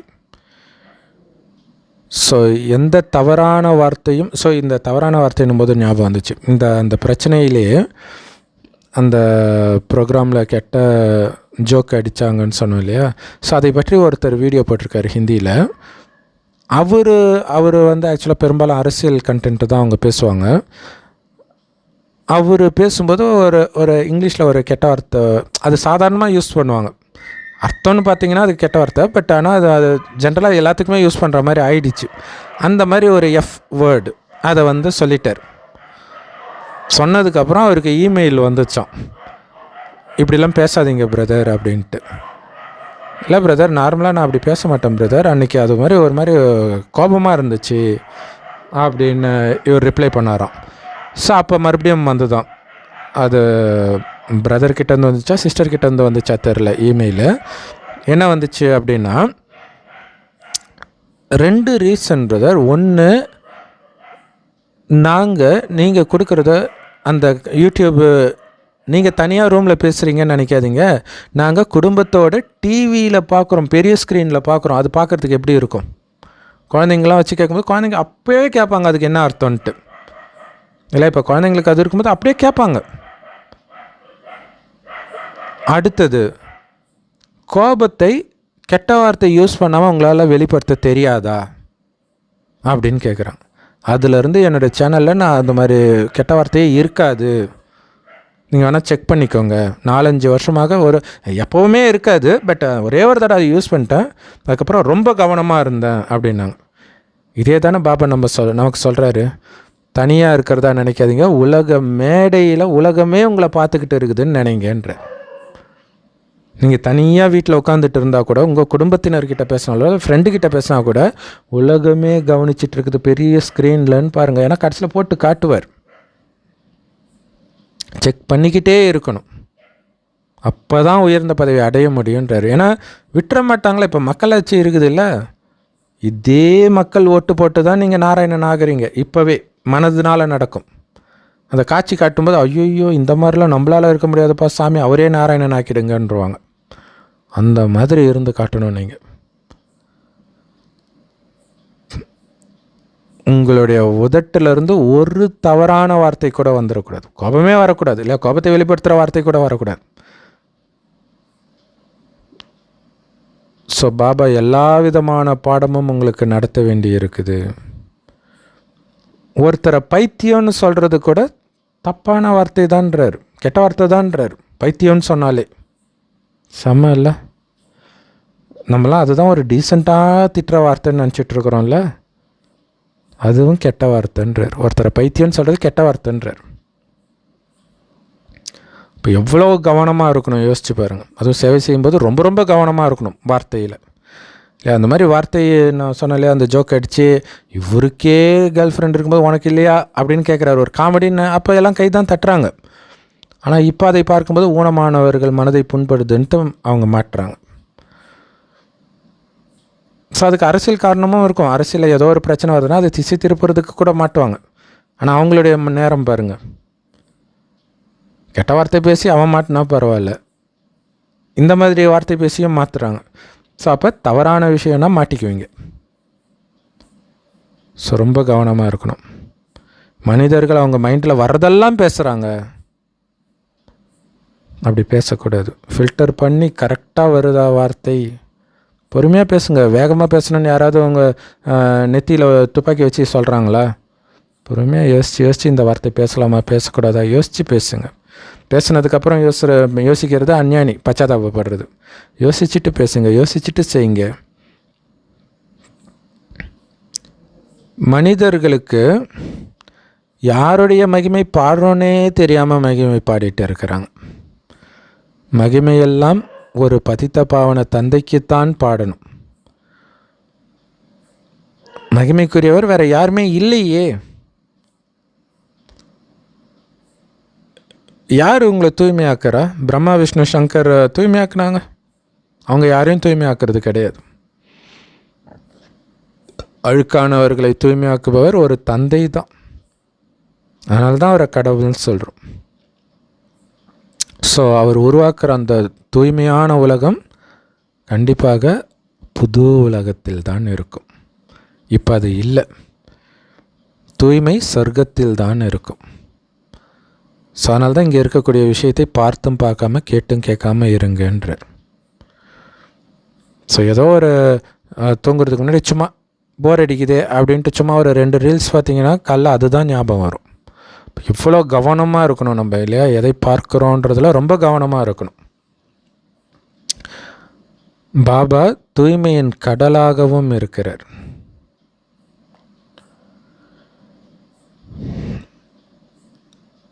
இப்போ இருக்கிறது கண்டிப்பாக ராவணனுடைய ராஜ்யம்தான். ஸோ இந்த ராவண ராஜ்யத்தில் ஆத்ம உணர்வில் இருக்கிறதுக்கு விட்டுருவானா மாயா? ரொம்ப கடின முயற்சி பண்ணணும், கவனம் கொடுக்கணும். முஸ்லீம்கள் எச்சி விழுங்காமல் இருப்பாங்க இல்லையா நோன்பு காலத்தில். அப்போ நம்ம என்ன எச்சி விழுங்கணுன்றதெல்லாம் நம்ம கான்ஷியஸாகவே பண்ண மாட்டோம்ல, அது தானாக தானே நடந்துகிட்ருக்கோம். அப்போ அவங்க எவ்வளோ கவனம் கொடுத்தா எச்சி விழுங்காமல் இருப்பாங்கன்னு யோசிச்சு பாருங்கள். ஆக்சுவலாக எச்சி விழுங்கக்கூடாதுன்னு நினச்சாலே முதல்ல எச்சி சுரக்க ஆரம்பிச்சிடும் இல்லையா? ஸோ அப்போ அந்த மாதிரி அது வச்சதுக்கு காரணம் என்னன்னா, அந்த மாதிரி தான் தேக உணர்வு தானாகவே வந்துக்கிட்டு இருக்கும். திரும்ப திரும்ப அதை வெட்டி வெட்டி வெட்டி வெட்டி ஆத்மா ஆத்மா ஆத்மா ஆத்மா நான் வந்துக்கிட்டே இருக்கணும். குரானில் இருக்கும், பார்க்குறவங்கள அங்கேயே வெட்டுங்கன்னு வரும். அவங்க கொலை பண்ணுறதுன்னு நினச்சிக்கிறாங்க, அது கிடையாது. புத்தி பற்ற கட் பண்ணுங்க அப்படின்னு சொல்கிறார். ஸோ அப்படியா ஒருத்தரை நீங்கள் பார்க்குறீங்கன்னா அந்த உடலையே எரிக்கிறீங்கன்னு அர்த்தம். மன்மதனை எரித்தார் சிவன், கண்ணை நெற்றி கண்ணை திறந்துன்றாங்க இல்லையா? ஸோ மன்மதன்றது அந்த தேக உணர்வு தான். இப்போ ஒருத்தர் தேகமே தெரியல, வெறும் ஆத்மா தான் உங்களுக்கு தெரியுது, மற்றது அந்த பொம்மை அது பேசுது. அந்த பொம்மையை உள்ளே இருந்துட்டு ஆத்மா பேசுதுன்னு நீங்கள் நினைக்கணும். அது ஒரு உயிரோட்டமான உடம்புனே நினைக்காதீங்க. அது ஒரு செத்துப்போன பணம் அல்லது ஒரு பொம்மை அப்படியே நினைக்கணும். ஆனால் அதுக்கு எவ்வளோ முயற்சி தேவை. உங்களுடைய உதட்டிலிருந்து கல் மாதிரி வார்த்தை வரக்கூடாது, கெட்ட வார்த்தை வரக்கூடாது, கெட்ட வார்த்தை வரக்கூடாது, துக்கம் கொடுக்குற மாதிரி வார்த்தை வரக்கூடாது. ரொம்ப அன்பாக நீங்கள் பேசணுன்றார். அன்பாக நடந்துக்கணும். ஆனால் அந்த அன்பில் விலகிய தன்மையும் இருக்கணும். அழுக்கான பார்வை பெரிய பாதிப்பை ஏற்படுத்திடும். ஸோ ரொம்ப கவனமாக இருக்கணும். ஸோ அதில் அளவற்ற முயற்சியும் தேவைப்படுது. பார்வை தான். கண்ணப்ப நாயனார் கண்ணை பிடுங்கி கொடுக்குறாருன்னா அந்த கண் எவ்வளோ பெரிய பாவம் பண்ணுது, அதனால் பிடுங்கி கொடுக்குறாருன்னு யாருமே யோசிக்கிறது கிடையாது. கதைப்படி என்ன இருக்குதோ அப்படியே புரிஞ்சுக்கிறாங்க. பாபா கூட ஒரு கதை சொல்லுவார், முரளியில் அடிக்கடி வரும். அவர் பேர் சூர்தாஸ். அவர் பிறவியிலே கண்ணு தெரியாதவராக இருப்பார். ரொம்ப தீவிர சிவபக்தர். அற்புதமாக பாட்டெல்லாம் பாடுவார் சிவனை பற்றி. அதில் மகிழ்ந்து சிவன் அவருக்கு கண்ணு கொடுத்துறார். கண்ணு கொடுத்த உடனே பார்த்திங்கன்னா அந்த வெளி உலக கவர்ச்சியில் மயங்கி சிவனுடைய ஞாபகமே வரலாம். அதனால் கடுப்பாகி கண்ணையே நோண்டி வெளியில் போடுறாராம். இந்த கண்ணப்ப நாயனார் கதை அங்கே அப்படி வருது இல்லையா? இங்கே கண்ணை நோண்டுற விஷயம் கிடையாது. கண்ணு இருக்கும்போதே குருடாக்குறோம் நாம். எப்படி? புத்தின்ற கண்ணை திறந்து வச்சுட்டா ஊனக்கண்ணில் பார்க்குறது தெரியாது. அந்தளவுக்கு புத்தி திறந்து இருக்கணும். அதான் ரொம்ப முக்கியம். புத்தி வழியாக பார்க்குறது தான் 3வது கண் வழியாக பார்க்குறது. இது தெரியாமல் அவங்க கண்ணை மூடிட்டு இன்னாண்டு என்ன இருக்குது, என்ன கலர் இருக்குது, எவ்வளோ காசு இருக்குது கண்டுபிடிங்க பார்ப்போம், இப்படியெல்லாம் மூன்றாவது கண்ணுன்னு சொல்லிட்டு இருக்கிறாங்க பாவம். ஸோ ரொம்ப முயற்சி பண்ணணும் நீங்கள் அழுக்கான பார்வை இருக்கக்கூடாதுன்றதுக்காக. ஏன்னா அவ்வளோ பாதிப்பை ஏற்படுத்திட்டோன்றார். ஒரு வினாடி பார்வை தான். கள்ள தொடர்புலாம் எப்படி வந்திருக்குன்னு நினைக்கிறீங்க? எல்லாம் ஒரு வினாடி பார்வையில் மாற்றுறது தான். அது சீரியஸாக அது ஒரு நோய் டக்குன்னு நமக்குள்ளேயே அழிக்கணும் அப்படின்னு இல்லாமல் அதை இன்னொருத்தர்கிட்ட எனக்கு மைண்டு டிஸ்டர்ப் ஆகுதுன்னு சொல்லும்போது எனக்கும் டிஸ்டர்ப் ஆகுது, முடிஞ்சு போச்சு, அவ்வளோதான். ஸோ ரொம்ப ரொம்ப கவனம் கொடுக்கணும். அப்போ ஒரு வினாடி பார்வை கெடுத்துடும். ரொம்ப ஜாக்கிரதையாக இருக்கணும். பாருங்களேன், பஸ்ஸில் போனால் லவ் பண்ணுன்றாங்கன்னா அங்கே என்ன பஸ்ஸில் எப்படி பேசியிருப்பாங்க? ஸோ அந்த ஒரு பார்வை அலட்சியமாக விட்டதில் மாட்டிக்கிறாங்க வாழ்க்கையை. அந்த கிரீஷ்மா பொண்ணு லவ்வரை விஷம் வச்சு கொன்னுச்சு இல்லை, பஸ்ஸில் தான் வந்த லவ் தான் அது. ஸோ பார்வையை கட்டுப்படுத்தாதனால வந்த வினை. ரொம்ப முயற்சி தேவை. ஆத்ம உணர்வுன்னா என்ன அர்த்தம் தெரியுமா? அழிவற்றதின் நினைவில் இருத்தல். அழிவற்றது என்ன? ஆத்மா தானே. அந்த அழிவற்றதில் தான் கவனம் இருக்கணும், அழியக்கூடியதில் கவனம் இருக்கக்கூடாது. ஆக்சுவலாக ஒரு விதத்தில் பார்த்திங்கன்னா இந்த பெரும்பாலும் பொண்ணு அவங்க அம்மா சாயல்லையும் பையன் அப்பா சாயல்லையும் இருப்பாங்க பெரும்பாலும். அப்போ அந்த ஒரு பொண்ணு அழகாக இருக்குது, மயக்குது அப்படின்னா அப்படியே அவங்க அம்மாவை பார்த்திங்கன்னா இதுவும் இதே மாதிரி ஒரு டைமில் வயசாகிடும் இல்லை, வயசானால் இப்படி தானே இருக்கும் அப்படின்னு நீங்கள் நினச்சாலே டக்குன்னு அந்த ஈர்ப்பு கட் ஆகும். ஸோ அப்போ அழிவற்றதில் கவனம் இருக்கணும். அப்படி இல்லாட்டினாலும் எப்படியும் வயசாக தானே செய்யும். அப்போ 80களில் 70களில் 60களில் அப்போ செம்ம அழகாக திரையில் தெரிஞ்ச நடிகையெல்லாம் இப்போ பாருங்கள், இவங்களையா நம்ம ரசித்தோம் அப்படின்னு நமக்கே ஆச்சரியமாக இருக்கும். ஸோ அப்போ அந்த அழியக்கூடிய உடம்பை நம்ம அப்படி ரசிச்சிருக்கிறோம், அது ஏமாத்திருச்சு இல்லை. 10-20 வருடத்துலேயே அந்த அழகெல்லாம் காணாமல் போய் வயசான தோற்றத்தில் இருக்கிறத பார்க்குறோம். ஒரு 10 வருடத்திற்கு முன்பு ஃபேமஸாக இருந்தவங்கெல்லாம் இப்போ பார்த்திங்கனாலே அப்படி தான் இருக்காங்க. 10 வருடம் 20 வருடம் முன்பு அவங்கெல்லாம். ஸோ உடம்பு அழியக்கூடியது. ஸோ அழிவற்றதில் மட்டுமே உங்கள் கவனம் இருக்குன்னா அழிவற்றதை மட்டுமே நான் பார்ப்பேன். ஏன்னா நானும் அழிவற்றவன். நான் எதுக்கு அழியக்கூடியதை பார்க்கணும்? அழியக்கூடிய உலகத்துக்கும் எனக்கும் சம்மந்தம் கிடையாது இல்லை. என்னை பொறுத்த வரைக்கும் அழியக்கூடிய உலகத்தையே எரிச்சாச்சு, அழியக்கூடிய உடம்பையும் சேர்த்து, இந்த உடம்பையும் சேர்த்து, என் உடம்பையும் சேர்த்து. பாவம் யாருக்கும் அந்த அழிவற்ற ஆத்மாவை பற்றியே தெரியல. கண்டிப்பாக ஆத்மாக்களுக்கு ஒரு தந்தை இருப்பாரே, அது தெரியாமலே நாம் எல்லோரும் சகோதரர்கள்னு சொல்கிறாங்க. இப்போ எல்லோரும் சகோதரர்கள்னால் ஒரு அப்பாவுடைய குழந்தைன்னு தானே அர்த்தம். அப்போ எப்படி எல்லோரும் கடவுள்னு சொல்ல முடியும்? எல்லாருக்குள்ளேயும் கடவுள் இருக்கிறாருன்னு எப்படி சொல்ல முடியும்? எல்லோரும் எப்படி தந்தையாக இருக்க முடியும்? இந்த அளவு கூட அவங்களுக்கு புத்தி இல்லைன்றார். ஸோ அனைவருடைய தந்தை கண்டிப்பாக ஒருவர் தானே. அவர்கிட்ட இருந்து தான் நமக்கு ஆஸ்தி கிடைக்குது.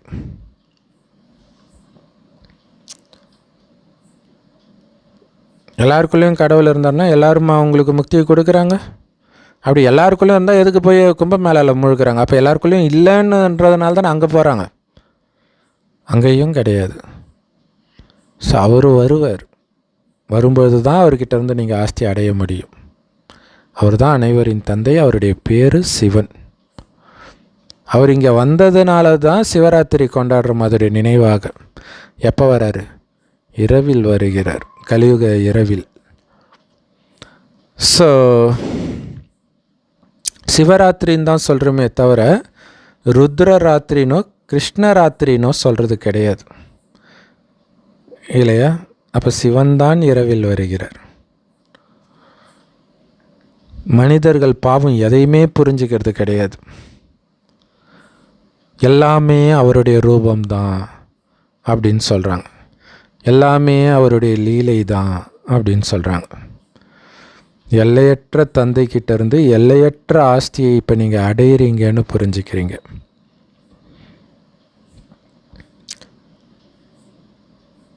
ஸோ அப்போ அந்த ஒரு தந்தையுடைய ஸ்டீமத்தை நீங்கள் ஃபாலோ பண்ணணும். அதான் முக்கியமான விஷயம். எல்லையற்ற தந்தை கிடச்சிருக்கிறாரு, கொடுக்க போகிறது ஒட்டுமொத்த உலகத்தையும் சொர்க்கமாக்கி கொடுக்குறாரு. எந்த கவலையும் இல்லை, கவலை இல்லாமல் நீங்கள் ராஜ்யம் பண்ணலாம்.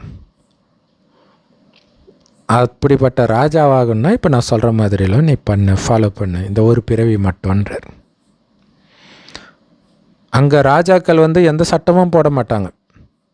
இப்போ எவ்வளோ சட்டம் மாற்றிக்கிட்டே இருக்கிறாங்க, ஒவ்வொரு தப்பு நடக்கும்போது ஒரு சட்டம் போடுறாங்க. அங்கே தானாகவே சட்டப்படி தான் நடப்பாங்க. எப்படி? இப்போ அந்த சட்டப்படி நடக்கிறதுனால இயல்பாகவே அந்த சட்டப்படி அங்கே நடப்போம். 2500 வருஷம் நம்ம புத்தி கெடுக்கிறதுக்கு அங்கே ராவணனே இருக்க மாட்டான். ஸோ அப்போ பாபாவுடைய ஸ்ரீமத்தை நீங்கள் ஃபாலோ பண்ணணும்.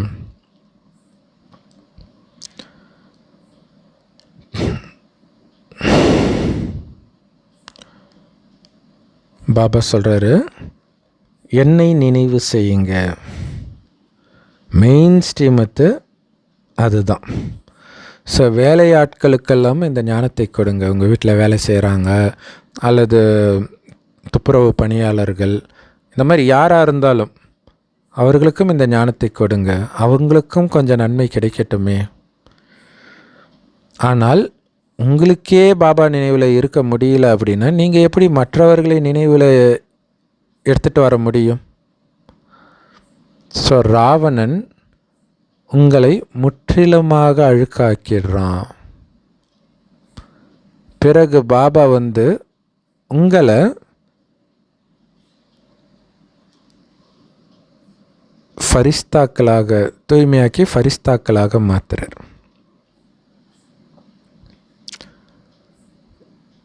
தேவதைகளாக மாற்றுறார். ஃபரிஸ்தாவிலிருந்து தேவதையாக, சொர்க்கத்தில் வாழ்பவர்களாக மாற்றுறார். ஸோ அங்கே சொர்க்கத்தின் பேரே பரிஸ்தான் இல்லையா? பரிகளின் உலகம் அல்லது பரிஸ்தாக்களின் உலகம்னு கூட சொல்லலாம். ஆனால் ஸ்தூல உடல் கிடைச்சிடும் அங்கே. ஜென்ரலாக ஃபரிஸ்தான்றது உடல் இல்லாமல் ஒளி உடலில் இருக்கிறது, அவங்க ஸ்தூல உடல்லே இருப்பாங்க. ஸோ இதல்லவா பெரிய அதிசயம். கடவுள் எப்பட்றா இந்த நரகவாசிகளை சொர்க்கவாசியாக மாற்றுறாரு, இவ்வளோ பெரிய பாவிகளை புண்ணிய ஆத்மாக்களாக எப்பட்றா மாற்றுறாரு. அது எவ்வளோ பெரிய அதிசயம். அதை நினச்சி ஆச்சரியப்பட வேண்டாமா? மற்றவர்களையெல்லாம் விடுங்க, நம்ம எவ்வளோ குப்பையில் இருந்தோம், எப்படி மாற்றிருக்கிறார் ஒரு விஷயமும். எனக்கு நல்லா ஞாபகம் இருக்குது, நான் பாவஞானம் கிடைக்கிறதுக்கு முன்னாடி எந்த நேரமும் சினிமா பாட்டு கேட்டுக்கிட்டே இருப்பேன், நல்லா சவுண்டாக வச்சுட்டு. ஸோ அப்போ அதன் மூலமாக தான் சந்தோஷத்தையே அடைஞ்சிருக்கிறோம். இப்போ அந்த பாட்டை கேட்டாலே எரிச்சல் ஆகுது, எதுவுமே இல்லாமலே ஆனந்தமாக இருக்க முடியுது அப்படின்போது ஆச்சரியமாக இருக்குது. மற்றவர்கள் பாட்டு கேட்கும்போது அவங்க மேலே கருணை வருது. ஐயோ, ஒரு காலத்தில் நம்ம இப்படி தானே இருந்தோம், எப்படியோ பாபா நமக்கு கிடச்சிட்டாரு, அவங்களுக்கும் கிடைக்கணும் அப்படின்னு தோணுது. ஆனால் இது யாருடைய புத்தியிலையும் இருக்க மாட்டேங்குது. லக்ஷ்மி நாராயணன் அவ்வளோ உயர்ந்தவர்களாக இருந்தாங்க. ஆனால் இப்போ எப்படி இருக்கிறாங்க? அவ்வளோ உயர்ந்தவர்களாக தெய்வீகமானவர்களாக இருந்தவர்கள் இப்போ அழுக்காகி கிடக்கிறாங்க. ஸோ அதனால தான் பிரம்மாவின் பகல், பிரம்மாவின் இரவு அப்படின்னு சொல்கிறாங்க. உயர்ந்தவர்களாக இருக்கும்போது பகல், தாழ்ந்தவர்களாகும்போது இரவு. சிவன் கோயிலில் நீங்கள் நிறைய சேவை பண்ணலாம். ஸோ அதிலும் இந்த மாதிரி கும்பமேளா இந்த மாதிரி டைமில் செம்மையாக சேவை பண்ணலாம். அது இல்லாமல் எல்லா ஊர்லேயுமே கோயில்களில் ஒரு சில நாட்கள் கூட்டம் அதிகமாக கூடும் இல்லையா? சிவன் கோயில்னால் வியாழக்கிழமை, திங்கக்கிழமை, பெருமாள் கோயிலில் சனிக்கிழமை, இந்த மாதிரி ஒவ்வொரு கோயிலுக்கும் ஒவ்வொரு கிழமை இருக்கும். அம்மன் கோயிலில் அந்த அம்மனை பொறுத்து ஒவ்வொரு நாள் இருக்கும். சில அம்மன் யமகண்டம் மதிய வேளையில் கூட்டம் வரும் ஞாயிற்றுக்கிழமை. ஸோ அந்த மாதிரி எங்கெங்கே கூட்டம் வருதோ அங்கெல்லாம் போய் நீங்கள் சேவை செய்யலாம். சிவன் கோயிலில் நார்மலாகவே எப்போவுமே ஆட்கள் வந்துக்கிட்டே இருப்பாங்க. விசேஷ நாளில் அதிகமாக வரும், பிரதோஷம் அந்த மாதிரி நேரத்தில். பாபா சொல்கிறாரு, என்னை நினைவு செய்யுங்க. வீடு வீடாக போய் அலையிறத விட்டுருங்க. அப்படின்னா சேவை செய்கிறதுக்கு வீடு வீடாக போய் சேவை செய்கிறத விட்டுருங்கன்னு அர்த்தம் இல்லை. கோயில் குளம்னு சுற்றுறதை விட்டுருங்க. இந்த ஞானமே அமைதிக்காகத்தான். அமைதிக்கான ஞானம் இது மட்டுமே. பாபாவை நினைவு செய்வதன் மூலமாக மட்டும்தான் நீங்கள் சதோப்பிரதானம் ஆக முடியும். வேறு வழியே கிடையாது. ஸோ இந்த மந்திரத்தை கொடுத்துக்கிட்டே இருங்க, இவ்வளோதான், வேறு ஒன்றுமே கிடையாது இல்லையா. பாபாவை நினைவு செய்து சதோப்பிரதானம் ஆகுங்க. ஸோ அடுத்தது, யார் கையில் இருந்தும் நீங்கள் காசு வாங்கக்கூடாது, அவங்க ஞானத்தில் ஸ்ட்ராங் ஆகிற வரைக்கும். இல்லை சிலர் ஞானத்தை கேட்ட உடனே அப்படியே காசு கொடுக்குறாங்கன்னு நீங்கள் வாங்கிடக்கூடாது. அவங்க ஸ்ட்ராங் ஆகிட்டாங்க அப்படின்னா தான் நம்ம குடும்பத்தை சார்ந்தவர்கள். இல்லைன்னா என்ன அர்த்தம், அவங்க அஞ்ஞானிகள். இப்போ அஞ்ஞானி ஆகாமல் ஏதோ ஒரு ஆர்வத்தில் சிலர் பணக்காரர்கள் யாராக இருந்தாலும் கொடுக்கறது இருக்கும். பெரிய பணக்காரர்கள், மினிஸ்டர், அந்த மாதிரி ஆட்கள் வாங்கிட்டிங்கன்னா பாபா சொல்கிறாரு, அவங்க ஞானமே எடுக்கலையே, அவங்களுக்கு நான் எப்படி கொடுக்க முடியுன்றார். ஏன்னா ஒருத்தர்கிட்ட வாங்கினா கொடுக்கணும்ல. இப்போ பாபாவே கடன்காரனை ஆக்குற மாதிரி ஆகிடும்ல. ஸோ அப்போ பெரும்பாலும் ஸ்ட்ராங் ஆகிறது ஏழைகள் தான் இல்லையா. அவங்கக்கிட்ட சொல்லுங்கள், நான் தூய்மையாக இருப்பேன்னு சத்தியம் பண்ணுங்க. அப்போ தான் உங்கள் கையால் சமைத்த உணவை நாங்கள் சாப்பிடுவோன்னு சொல்லுங்கள். அப்போ நீங்கள் எது கொடுத்தாலும் நாங்கள் வாங்கிக்குவோன்னு சொல்லுங்கள். செம்ம சூப்பர் இல்லை. அஞ்ஞானிகள் வீட்டில் சாப்பிட்றது காரணம் என்னன்னா இதுதான். நீங்கள் காமத்தை விட்டுருவேன்னு சொல்லுங்கள், அப்போ நீங்கள் எது சமைத்தாலும் சாப்பிடுவேன்னு சொல்லுங்கள், முடிஞ்சு போச்சு. அப்போ அவங்களுக்கு ஐயோ அப்போ காமத்தில் விழுறது எவ்வளோ பெரிய தப்பு அப்படின்னு தோணும். இதுக்காக என்னை ஒதுக்குறாங்க அப்படின்னா இங்கே காரணத்தோடு சொல்கிறோம். ஏன் நீங்கள் காமத்தை விட்டுருவேன்னு சொல்லுங்கள், சத்தியம் பண்ணுங்கள், தூய்மையாக இருந்து காட்டுங்க, அதுக்கப்புறம் நீங்கள் எது செஞ்சாலும் நாங்கள் சாப்பிட்றோன்னு சொல்லுங்கள். ஸோ கோயில்களில் பாரதத்தில் நிறைய கோயில்கள் இருக்குது. அதே மாதிரி கோயில்களில் ஃபேமஸான கோயிலுக்கெல்லாம் வெளிநாட்டினர்களே வருவாங்க. பூரி ஜெகநாதர் கோயில், இந்த மாதிரி கோயிலெல்லாம் திருவண்ணாமலை கிரிவலத்துக்கே வருவாங்கன்னு நினைக்கிறேன். ஸோ இதுக்கு வருவாங்க. இந்த தைப்பூசம், வடலூர் வள்ளலார் இது இருக்கு இல்லையா, அதுக்கே பார்த்திங்கன்னா நிறைய ஃபாரினர்ஸ் வருவாங்க. ஸோ அவங்களுக்கெல்லாம் கொடுங்க இந்த ஞானத்தை. அப்பாவை நினைவு செய்யுங்க, அவ்வளோதான் ஞானம். சிம்பிள், முடிஞ்சு போச்சு. ஸோ அப்படியே ஞானத்தின் ஆழத்தில் மூழ்கி அப்படி தூய்மையாக்கி அனுப்புகிற அன்பான பாப்தாதாவுக்கு அன்பு நினைவுகள் மற்றும் காலை வணக்கம். ஸோ விகார வாடையுள்ள எந்த விதமான ஜோக்கும் உங்கள் வாயிலிருந்து வரக்கூடாது. அப்படி ஒருத்தர் ஜோக் அடிக்கிறதை நீங்கள் கேட்டு சிரிக்கவும் கூடாது. ரொம்ப எச்சரிக்கையாக இருக்கணும். உங்கள் உதட்டிலிருந்து எந்த கெட்ட வார்த்தையும் வரக்கூடாது. பைத்தியம்னு கூட சொல்லக்கூடாதுன்றார். அப்போ எவ்வளோ ராயலான வார்த்தை, மனதுக்கு இதமான வார்த்தை தான் வரணும். ஆத்ம உணர்வுடையராக ஆகணும் அப்படின்னா ரொம்ப முயற்சி பண்ணணும். ஆத்ம உணர்வில் இருக்கிறதுக்கு எல்லாரோடவும் அவ்வளோ அன்பாக பழகணும். அழுக்கான பார்வையே இருக்கக்கூடாது. ஏதாவது அழுக்கின் பக்கம் உங்கள் பார்வை ஈர்க்கப்பட்டால் உங்களுக்கு நீங்களே தண்டனை கொடுத்துக்கோங்க. வரதானம். குழந்தை பருவத்தின் குறும்புத்தனமான விளையாட்டை எல்லாம் முடியுங்க. எப்படி? வானப்பிரஸ்த நிலையில் சதா இருந்து நினைவு மற்றும் சேவையின் சமநிலை வைப்பதன் மூலமாக குழந்தைத்தனமான விளையாட்டுக்கெல்லாம் முற்றுப்புள்ளி வைங்க. அதுக்கு விளக்கம், சங்கம யுகம் ஒரு நொடியிலும் கோடானு கோடி மடங்கு வருமானம் சம்பாதிக்கிற யுகம் இது. இப்படிப்பட்ட பொன்னான நேரத்தை, பொண்ணுன்னு கூட தங்கத்தோடு கூட ஒப்பிட முடியாது இந்த நேரத்தை. அப்படி ஒப்பற்ற இந்த நேரத்தை சின்ன சின்ன விஷயத்துக்காகலாம் நீங்கள் செலவு பண்ணுறீங்க. இந்த சங்கமிக நேரத்தை, பொக்கிஷமான இந்த நேரத்தை அப்படின்னா குழந்தைத்தனமான விளையாட்டு விளையாடுறீங்கன்னு அர்த்தம்ன்றார். ஸோ பெரியவங்களுக்கு குழந்தைத்தனமான விளையாடுறது நல்லா இருக்குமா? அழகா ஒரு வயசான தாத்தா போய் குழந்த மாதிரி விளையாண்டுட்டு இருக்கலாமா? வீட்டிலே அப்படி இருந்தால் என்னப்பா நீங்களும் குழந்த மாதிரி அவனுக்கு ஈக்குவலாக இறங்கி பேசிகிட்டு இருக்கிறீங்க அப்படின்னு சொல்லுவாங்க இல்லையா? அப்போ நம்ம இருப்பதிலே முதியவர்கள் நாம தான். இந்த வானப்பிரஸ்த நிலையில் நமக்கு கொடுக்கப்பட்ட ஒரே காரியம் அப்பாவுடைய நினைவும் சேவையும் மட்டும்தான். வேறு எதுவும் கிடையாது. வயதானா கோவிந்தா கிருஷ்ணான்னு போக வேண்டியதானான்னு சொல்லுவாங்க பக்தியிலே. அந்த மாதிரி உங்களுக்கு என்ன வயசானாலும் ஆத்மா வானப்பிரஸ்த நிலை அடைஞ்சிச்சு எல்லாருக்குமே. ஆனால் அது நமக்கு தெரிஞ்சிடுச்சு. ஸோ அதனால் இப்போ அப்பாவை நினைப்பதும் அப்பாவை நினைக்க மற்றவர்களுக்கு சொல்லிக் கொடுக்கறதுல மட்டுமே நீங்கள் பிஸியாக இருக்கணும். அதுதான் வானப்பிரஸ்த நிலைக்கு அழகு. இதை தவிர்த்து வேறு எதுவுமே உங்களுக்கு ஞாபகம் இருக்கக்கூடாது. எழுந்திரிச்சா பாபா நினைவு மட்டும்தான் இருக்கணும். தூங்க போகிறீங்கன்னா பாபா நினைவும் சேவையும் மட்டும்தான் இருக்கணும். வேறு எதுவுமே இருக்கக்கூடாது. செம சூப்பர். ஸோ இந்த மாதிரி இருக்கணுன்றார் பேலன்ஸ். நினைவு சேவை, நினைவு சேவை, நினைவு சேவை, சேவையிலே நினைவு இருக்கணும். நினைவும் ஒரு சேவை தான், பெரிய சேவை. அதுதான் மனச சேவை. ஸோ இந்த சமநிலை இருக்கட்டும். ஏன்னா நினைவில்லாமல் சேவை செஞ்சிங்கன்னா வீண் விஷயம் வந்துடும். கவனமாக இருக்கணும்.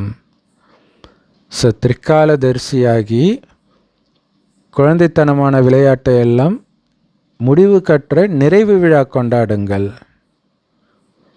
இந்த குழந்தை பருவத்தை சமஸ்காரத்துக்கெல்லாம் நிறைவு விழா முடிவு கட்டுங்கள். அப்போ தான் உங்களை வானப்பிரஸ்த நிலையில் இருப்பவர்னு சொல்ல முடியும். ஸோ முரளி மாதிரியே வரலானமும் செம பவர்ஃபுல். நின்னா நினைவு உட்காந்தா நினைவுன்னு சொல்லுவார் பாபா. இப்போ காலையில் ஏஞ்சோடனே பாபா நினைவு தான் இருக்கணும். தூங்க போனாலும் அந்த நினைவு தான் இருக்கணும். தூக்கத்துலேயும் கனவும் அதை பற்றி தான் இருக்கணும். ஸ்லோகன்: அனைத்து பிராப்திகளும் ஒரு ஆத்மாவில் நிரம்பி இருக்கிறதுடைய அடையாளம் என்ன தெரியுமா? திருப்தியாக இருக்கும் அந்த ஆத்மா இல்லையா? நீங்கள் திருப்தியாக இருந்தாலே அனைத்து பிராப்திகளும் நிரம்பிடும். இதையும் புரிஞ்சுக்கணும். ஏன்னா திருப்தின்ற ஒரு சக்தியில் எல்லா சக்தியும் அடக்கன்றார். அதனால தான் அந்த சக்தி ரொம்ப உயர்ந்ததுன்னு வேறு. ஏன்னா எல்லாமே இருந்தால் தான் திருப்தியாக இருக்க முடியும். திருப்தியாக இருந்துட்டாலே எல்லாமே இருக்கும்ன்றார். ஸோ அதனால் என்ன ஆனாலும் திருப்தியாக இருந்து மற்றவர்களையும் திருப்திப்படுத்துறது தான் நம்மளுடைய வேலை. செமையாக ஒரு லைனும் பயங்கரமாக இருக்குது. முரளி மரதானமும் செமையாக இருக்குது. ஸ்லோகனும் சூப்பராக இருக்குது. முரளி சூப்பராக இருக்குது. இப்போ அவ்வியக்த பயிற்சி பார்க்குறோம். ஏகாந்த பிரியராகி ஒற்றுமை மற்றும் ஒருமுகத்தன்மையை தாரணை பண்ணுங்கள். இந்த ஏகாந்தம் தனிமைன்றது ஸ்தூலமான தனிமையும் இருக்குது, சூக்ஷ்ம தனிமையும் இருக்குது.